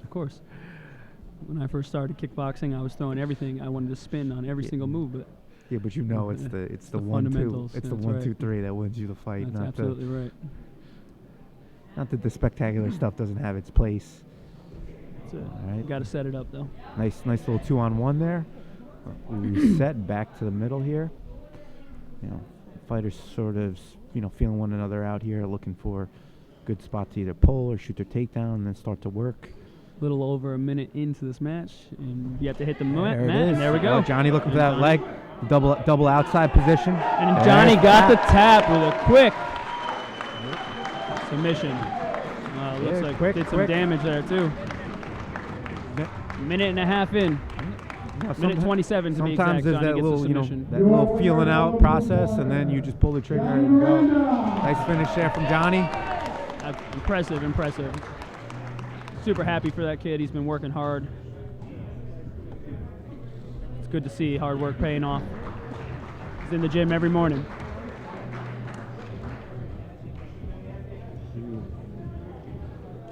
We are moving along tonight. And we have still yet to see a judge's scorecard. What is the average time of these matches? 14 for 14 submissions. All right. Next up, we got David Tremonte out of Trenton Cook BJJ against Ricardo Jimenez from Animals MMA under Sam Margie. Dave, another Trenton BJJ guy. I didn't recognize him without his Ultimate Warrior swag on. Both gentlemen of purple belts. I know Ricardo is a very talented kickboxer. I've actually had I've been down at Animals. I've had a few rounds with him. He's very, very good. I don't know how he is in jiu-jitsu. Obviously, he's super tough. Again, MMA fighter, so he's tough. He's going to come forward. Yeah, he competes in everything: MMA, kickboxing, Muay Thai. Tough to jiu-jitsu. submit an MMA guy. You got that just go gear, and that's how they always roll. Ricardo representing the Animals MMA shirt. David is flattened out here. Needs to sort of use that underhook, get onto his side and attack that arm. Nice little Gordon Ryan sweep there. Nice 2-on-1 one. Yeah, nice 2-on-1 on that arm.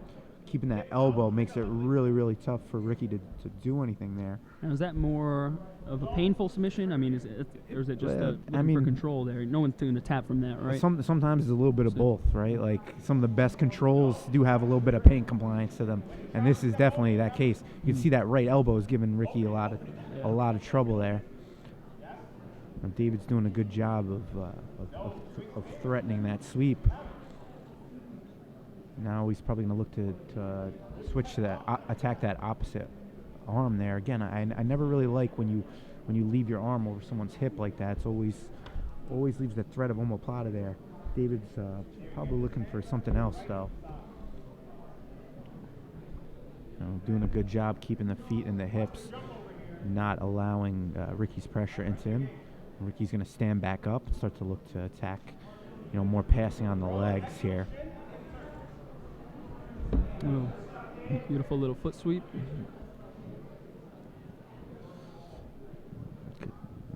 Good job there from Ricky, keeping that head in David's chin.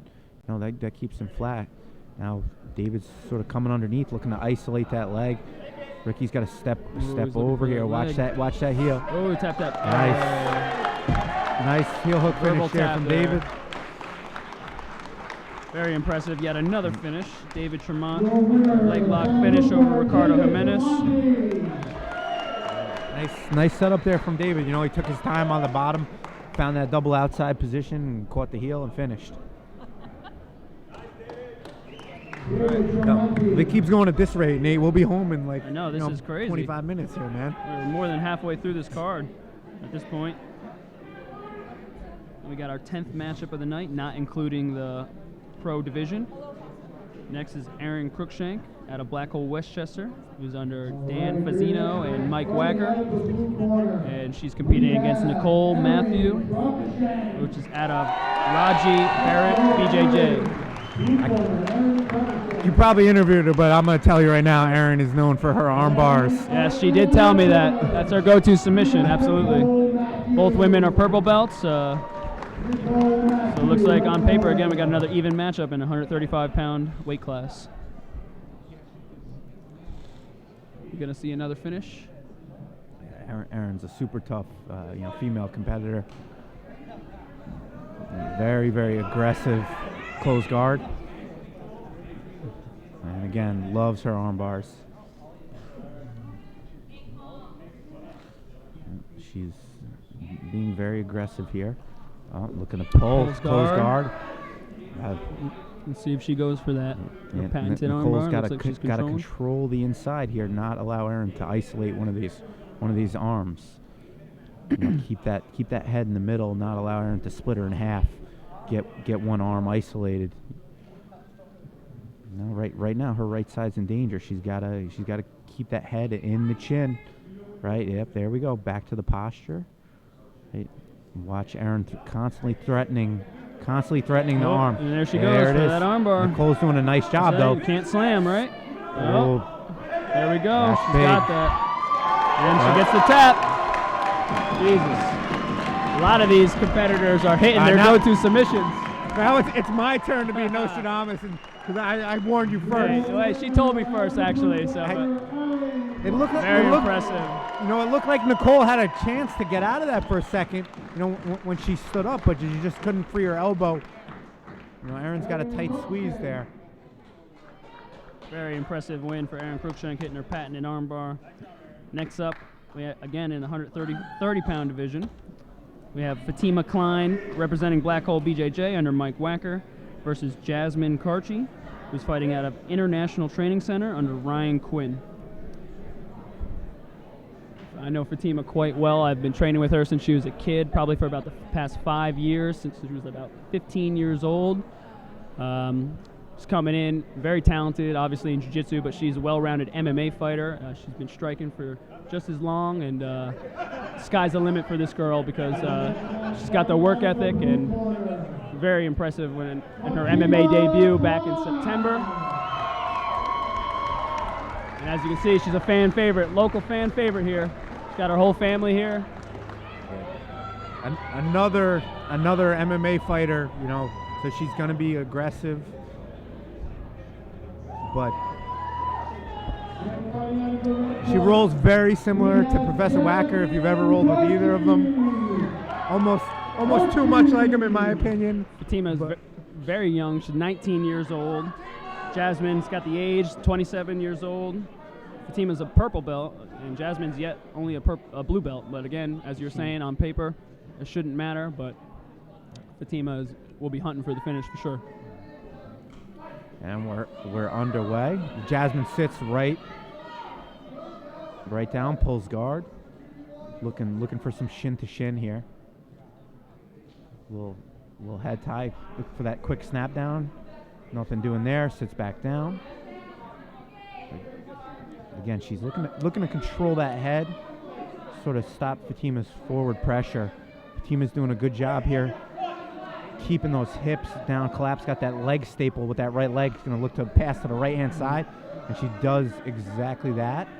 Fatima's very strong for her age and her size, so I'm sure Jasmine's feeling that right now.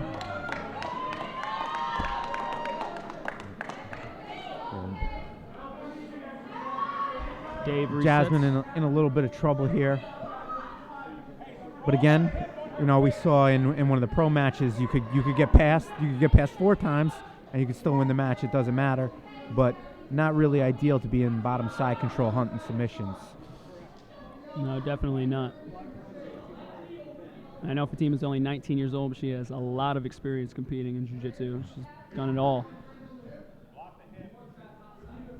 Doing a good job blocking the hip. Jasmine's looking to get that knee back in, and looks like she's going to get back to half guard. Start to work that overhook on that left-hand side, and now she's looking to attack that far arm, looking for a 2-on-1 or even pull that leg up and elevate underneath. Fatima needs to keep that right elbow on the inside there.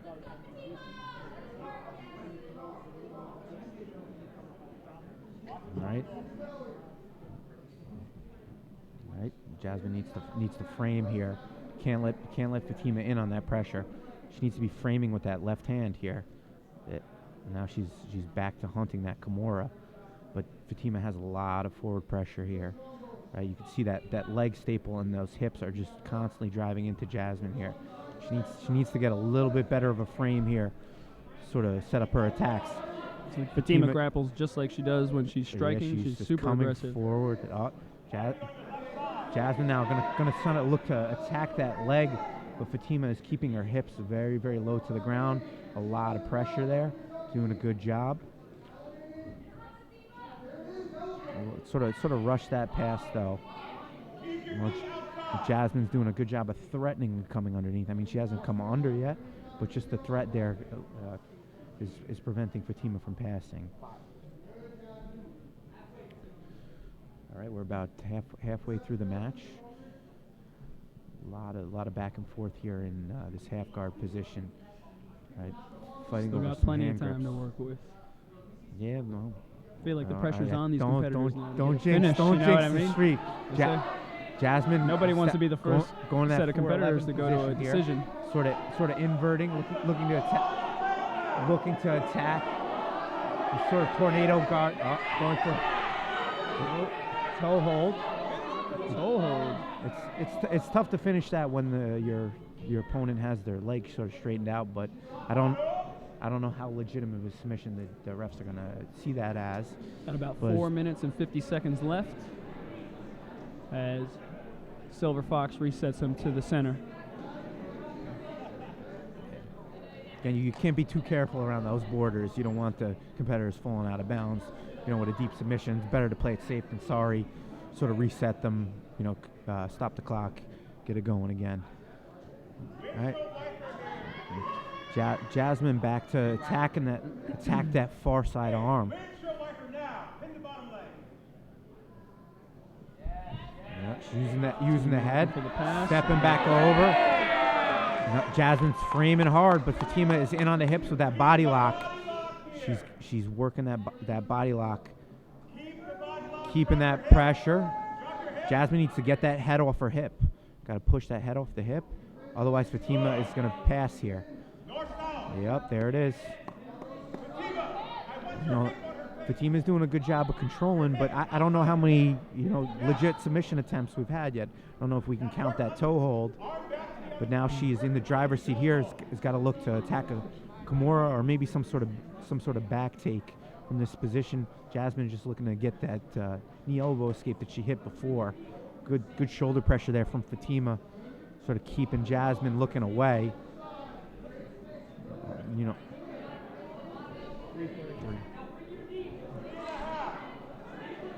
Yeah. Fatima controlling this entire match. It gets a full mount. Almost on the mount escape, but Jasmine snuck out.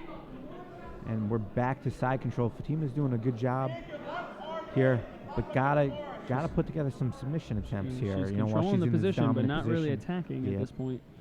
Jasmine's doing a good job of keeping those elbows in, not really giving Fatima much to work with here. Yeah, she's looking to circle that left hand underneath that elbow, maybe attack that Kimura or arm bar. But Jasmine's doing a nice job of keeping those elbows tight to her body. Yeah. Again, she's able to frame, get that top knee in. Oh, looks like The Fatima. mounted triangle. Mounted triangle. This is not looking good for Jasmine. No, it is not. It's going to be really tough. It's going to be really tough for her to defend from this What does position. Fatima need to do to finish this from here? It looks like she's looking to her corner. Finishing. And she got the tap. There's the finish. As you see, one of the most intense. Wow. Very, very pumped up here. Impressive submission. But, and again, we don't need the judges. Fatima, winner by triangle choke. Obviously, fan favorite here. Fatima's family is one of the most intense people I've ever met in my entire life. So, Jasmine, as you guys all heard, Jasmine hung in there, made that mistake, gave up that mount. Fatima was able to convert on that triangle. she worked hard for that submission. Also, I'm getting some text messages from some friends here. I just want to shout out Craig Machado. Hang in there, buddy. The Giants will be all right this year. All right, next matchup we got is Joe Guidis versus Corey Stocton. Joe is at a squared BJJ under Gabe Gonzaga out in Massachusetts. Corey is fighting out of ECU. What, are you the one who said I couldn't do arm triangles? I said we're getting some flack from one of the competitors, but no. To be fair, He said little guys. He didn't say you. He said little guys. I said I liked your jiu-jitsu gear. So. I'm here with the guy who said I can't do arm triangles. Wait, I didn't say it. You couldn't do it. And us little guys can do arm triangles, all right? Oh, this is great. This is great. All right. What's So your name again? Sorry. right now. That's sorry. All right. I'll talk to you after. So again, now we got. Sorry, guys. I apologize. I got some flack for hating on little guys doing arm triangles before. We've got Corey Stockton on top right now. Both of these gentlemen are brown belts. Corey's a little bit younger. That is a very, very deep armbar. Corey's doing a good job staying, keeping that elbow from getting flattened out. Looks like Corey has both of his ankles tapped or wrapped up pretty heavy. Some heavy tape work. What do you on think? it. Injuries there, I would assume. So obviously you don't want to give some. Yeah, I know. type of It's friction, sort of a big, cue to your opponent. Hey, Right. they's hurt. Yeah, exactly. Attack them. But I don't know. I don't know what's going I feel on like it would there. be easier to attack too, Again, right? A little bit more friction to attack the Yeah, legs. You're always threatened to get the leg locks in a no-gi event, but Corey's doing a good job so far. little Barambola here, trying to work to the crab ride. Now Corey sits down. Corey sits to his butt. He's gonna come back up to his knees here, and we're in that same sort of half guard position. We've been seeing a lot of this tonight. Corey looking to dig that underhook in and drop that shoulder pressure, flatten his opponent out.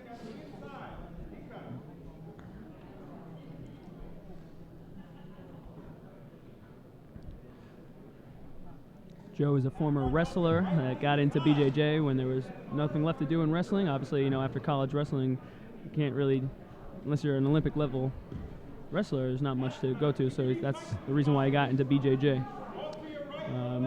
As they say, wrestlers don't really do well on their back. So we'll see what he does from here. Well, I wouldn't have known he was a wrestler if you didn't say that. I mean, he's looked pretty comfortable, sort of even inverting, looking to attack from the bottom here in these sort of leg exchanges here. Now he's looking to suck that leg up. Oh, now he's sort of threatening that ankle lock. It's like Corey's gonna back step here, and then we're coming back to that half guard position. Seems like Trenton's coaching everyone tonight, giving some good advice out here. A lot of hugging the hip when.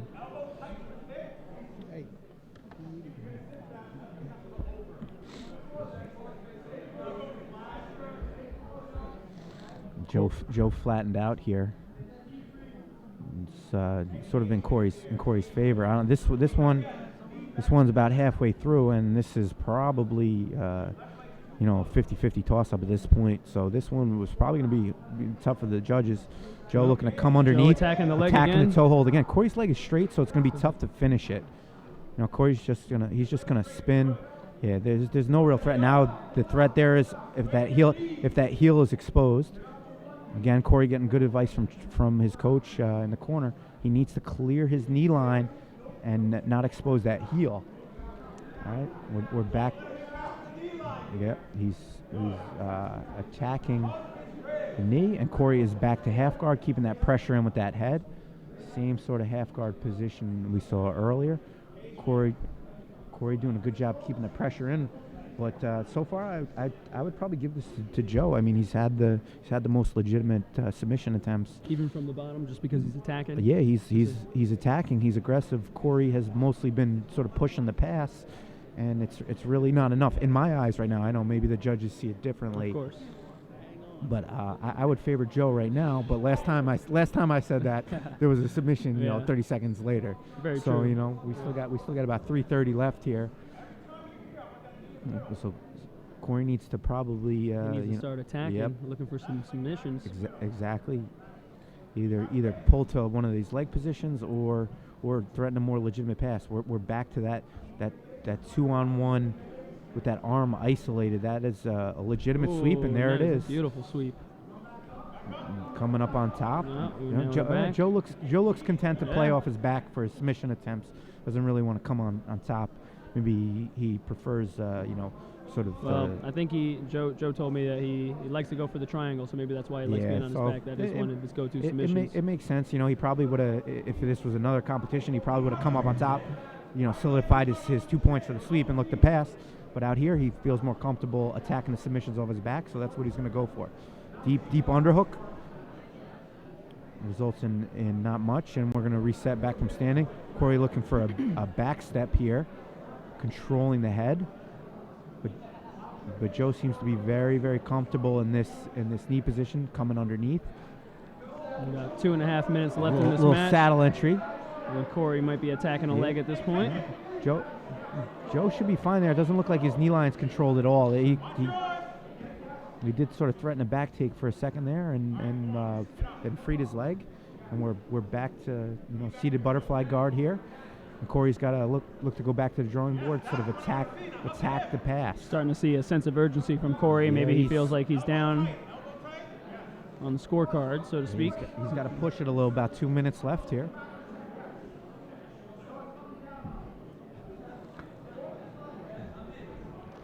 Overhook with that left hand. Joe seems to like that 2-on-1 sweep. Some good advice coming out of Corey's corner here. I can't really hear Joe's corner too much. Flattened out again. This is probably the best position Corey's been in, but again, he really hasn't threatened much of anything. Yeah, just a little over a minute left in this match. Could have our first decision on our way. Pretty impressive. There's that leg staple. Corey's sitting Corey back. attacking the leg. Attacking. We got to expose Oh, has he got heel. something there? The heel's exposed, but I don't know. Joe's knee seems to be okay. No, he looks fine. Look, sort of shaking that off. Resetting with 57 seconds left in the match. And now, why don't they reset him in the same position? How come they reset him standing If it's up? tough, if it's too hard to recreate the position, you'll start from standing. Okay, gotcha. There's a couple instances where we've tried at other tournaments. They've recreated submissions. It ends up someone getting hurt. Corey here putting the Corey attacking the leg again. Yeah, going for that. Looking for a knee bar. Joe's countering with his own toe hold. 27 Joe's seconds. got that knee out. There's Finishes. really not much. He's re-attacking. Nice re-attack there from Joe. This is going to be a tough one for the refs. Yeah, I don't know how the judges There's are a gonna lot score of this. lot of leg exchanges here. Joe doesn't seem to be phased by any of these, and Corey really isn't controlling the knee line all that well. All right, so 10-second warning. Here we go. It's hard to, it's going to be hard to tell who had the submission advantages. It seems like it was fairly There we even go. at the end. You know, Corey came on hard at the Yeah, end, if looking for the finishes. Now we got our first decision of the night. Judges are finally gonna, you know, earn their paycheck, so to speak. I know that's hard to judge, but now, who do you think would get the decision in your perspective? I mean, do you think Corey would get that because he's on top most of the time, controlling? I would probably give it to, that's probably who I would have given it to. I thought he had more legitimate submissions. If Corey had you know, been as aggressive the whole match as he was the last 2 minutes there, I probably would have given the decision to him. But I sort of agree with that fight. Again, really tough to call. Right. Probably could have gone either way. You know, I don't like to throw out the term robbery too often. No, of course, that's hard to judge. You So, know, I yeah, mean, but he was attacking a lot from the bottom, so exactly. A lot of back and a lot forth. more submission attempts.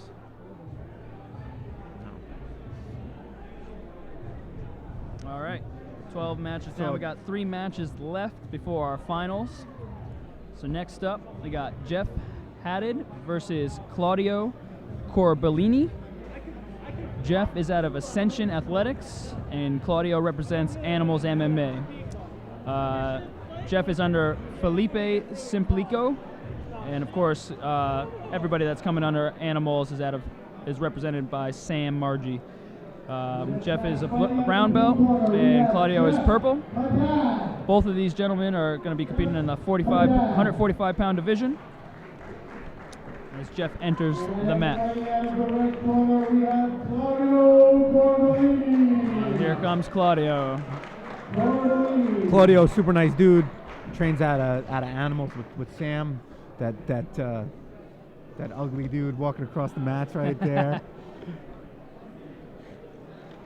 All right, let's see how this goes after our first decision of the night. Well, you jinxed it. We broke the streak. Yeah, Had to go to the judges for the first time. So you know, not we'll too bad see. when you get 16 matches, 15 finishes. Can't really No, complain too can't much. Complain too much.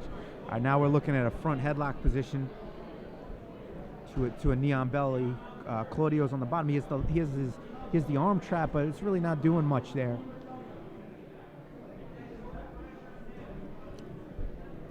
Jeff has a wrestling background, as we see him on top here. Yeah, Claudio. I'm sure he has some heavy pressure. A guard player, very very tough. Likes to play off his back though. Got that forearm in the neck Yeah. there. Yeah, Jeff again with that cross face, man. That's why you don't want to be in the bottom in jiu-jitsu. The cross face is miserable. Now, Jeff looking to sort of step over here. I'm not sure. Maybe he's looking for the honey hole as well. He's a sort of Jeff is super aggressive here, super yeah, physical. Yeah, he's looking to back step and sort of pass to the right here. But Claudio's doing a nice job, you know, sort of Beautiful transition. coming up. And he's constantly sticking that arm in his neck, Yeah. making it miserable for him there on the bottom. And now Jeff's in the 411 honey hole position here. Going to look to sort of isolate that near side leg. What he really needs to do is attack that sort of far side leg. Claudio can just sort of stuff the back of the knee here. Claudio should be pushing that knee off and looking to do the running man escape here. He's going belly down. There's the tap. Yeah, Jeff nice gets the finish tap. from Jeff. Absolutely. Beautiful, quick finish there at just a minute and a half in. And here we are we're back back. to our finishes. Jeff Haddad out of Ascension Athletics with a quick finish. All right, next up is going to be our second to last matchup before the finals. Got Matt Marchese versus Matt Farron. Matt Marchese is out of Black Hole BJJ under Mike Wacker. This is a 165-pound division. Matt represents Boston BJJ under Roberto Maya. Both of these gentlemen are purple belts, and both of these gentlemen like to go for heel hooks. So, again, pretty even on paper. Matt, another fan favorite, obviously representing Black Hole. He's a very hard worker. See him in the gym every morning, getting in his work. He's got some pretty stupid hair, but other than that, he's a pretty good guy. So Nate can stay all the That's nice it. stuff. He looks kind of like a Gordon Ryan, like wannabe. It's hard for me to lookalike root for here him because he's with his one he's- sleeve. Here we go, Matt getting underway. It's probably going to get pretty loud in Matt here is for a this huge match. fan of Kobe Bryant. He was super upset under that tragic incident last Sunday. So the other Matt looks to pull guard here. Marchese looking to step over, doesn't control the knee lines. All right, we're back in a leg entanglement. Marchese is Matt going belly down here. Oh, Marchese, he's showboating, playing a little showmanship for the crowd. He is here. the class clown at the Yes, school for sure. He so. certainly likes to entertain. Yeah. So we're back in a. Matt was another- actually supposed to grapple twice tonight, but his first opponent ended up pulling out this morning, so he was getting ready for two matches. So he looks pretty amped up out here. He's ready to go. Stepping over again, He's not getting that controlling the heel. knee line, so he's really not gonna have a finish here. There's the ankle lock there, but Matt re-attacking for the heel, looking for the heel exposure. Both these guys are doing a good job of not allowing their knee line to be pinched and controlled. So we're reset. A lot going on. Pretty both of these frantic guys pace are going to here. be looking for that heel. This is a very, very, very fast pace here. So a lot going on. Matt looking for an inside de la Hiva with that control on the ankle. We're going to invert again. Back into another leg entanglement. Marchese looking to control the knee line. But again, the other Matt does a great job of getting his knee. Oh! And it looks like we have a very. I saw that knee pop. Yeah, vertical knee bar there. Oh, Nice submission from Marchese. Marchese with a quick. nasty submission. That was, damn, that happened so fast, but I saw it pop. That is nasty. So he switched. Oh, He boy. switched that vertical knee bar when he didn't have the heel there, and that is quick. Super tight submission. Now we're gonna look at the other Matt, and hopefully he's okay. Got the paramedics on the mat here. Now, like in a submission like that, obviously it just happens so fast you don't feel it until it's too late, right?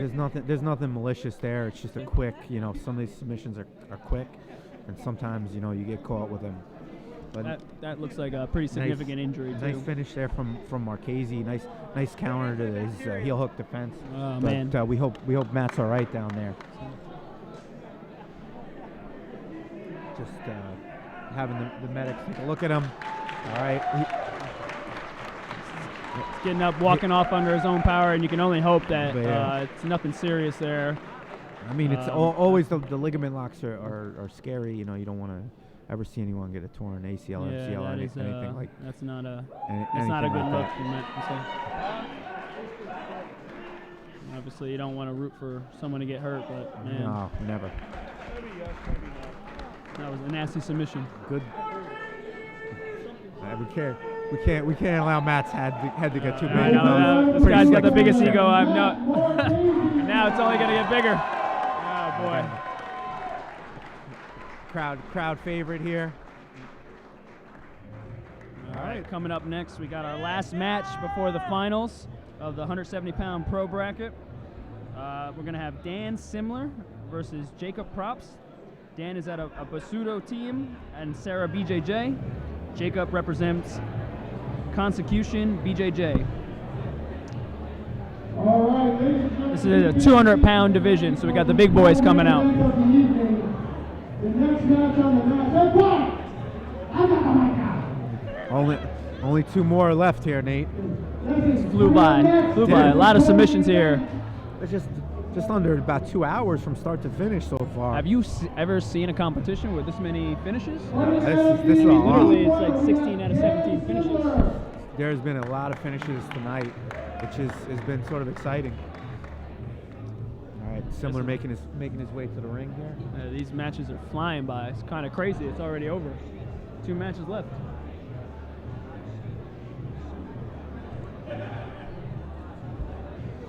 Simler been training a long time. Right, so we You got can a see gi matchup.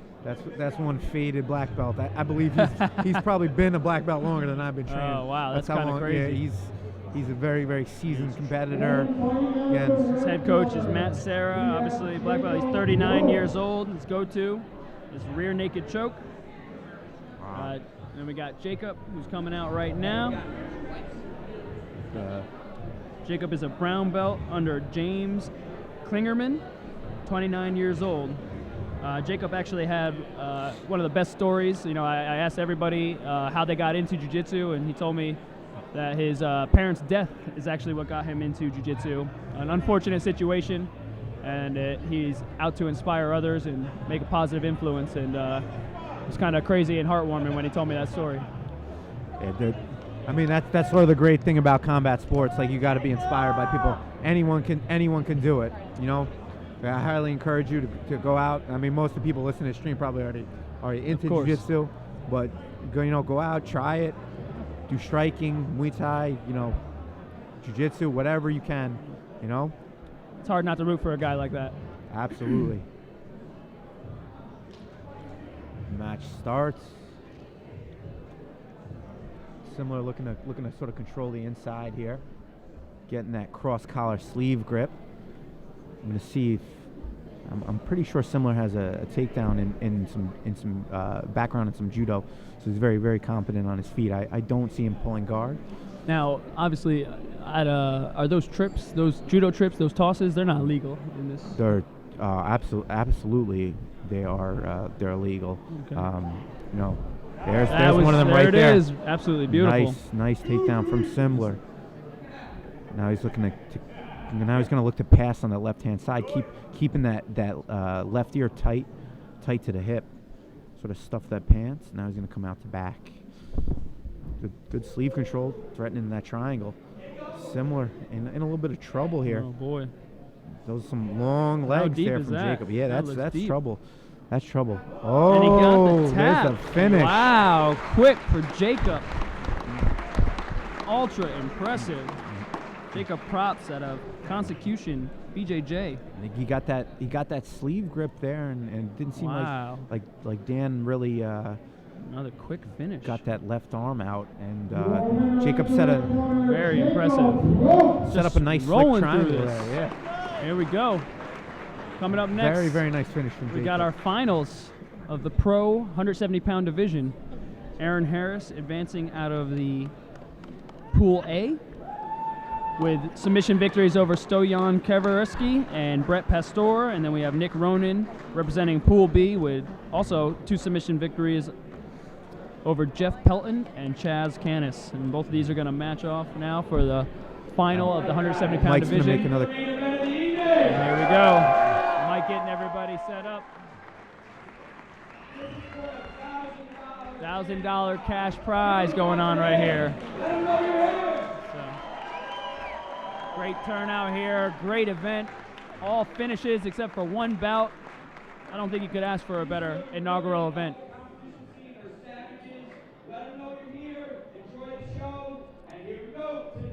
Quick little plug here, this live stream is brought to you by 15 Productions.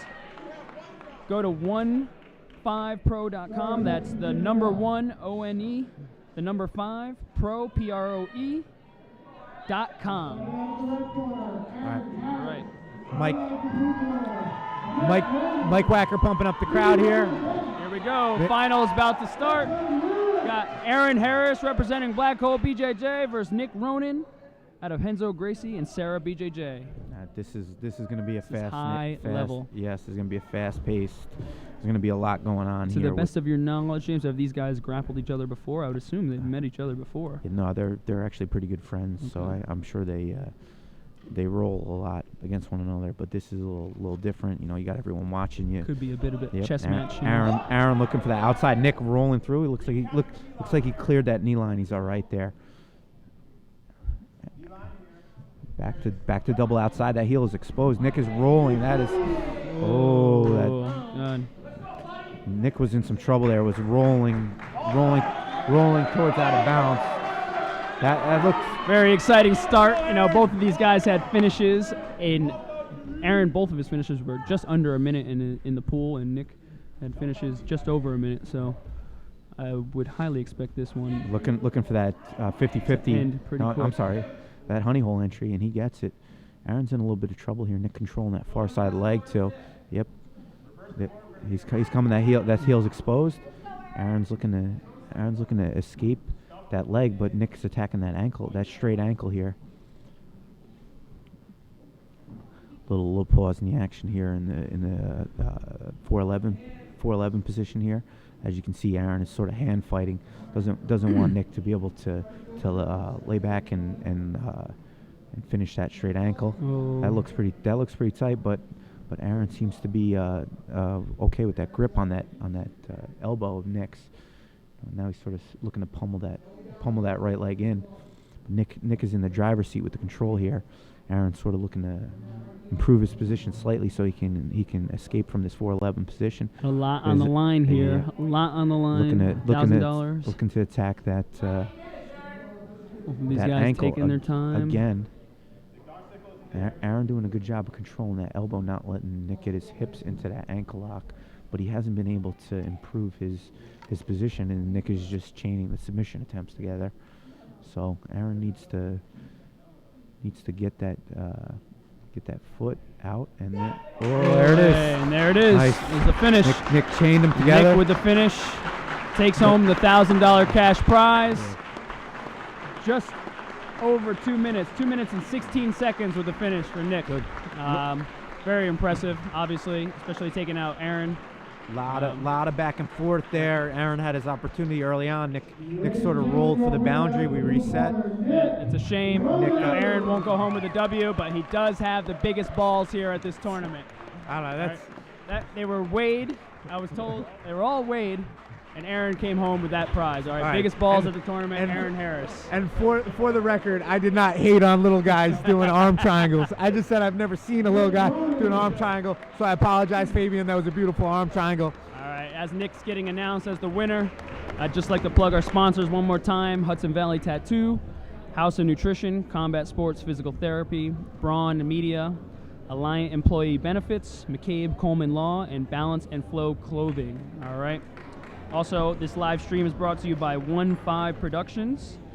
Go to ONE5pro.com to check out their stuff.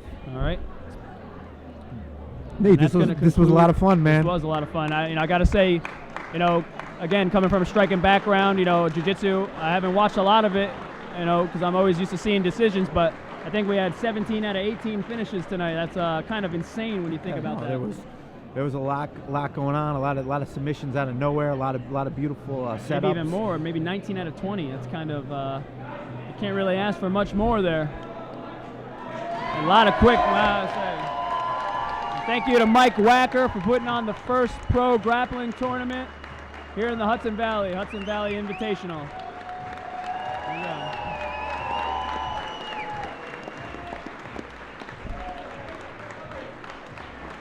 Thank you for everybody that tuned into the live stream. All 122 of you probably hating on us both, but it was a lot of fun. And Mike gives the best speeches. Let's see. Is he gonna cry? Probably. He has a habit of crying at these things. So.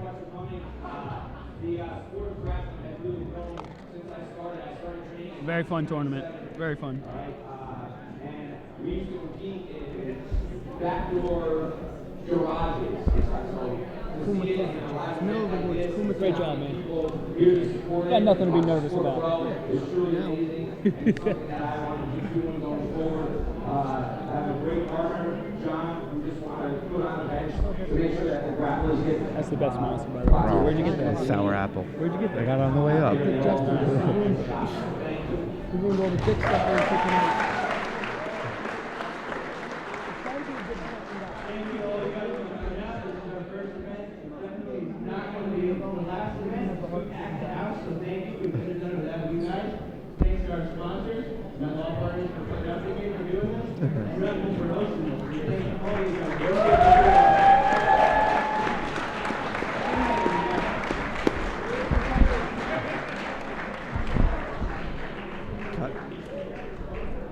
Again, thank you everyone for tuning in. Have a nice night.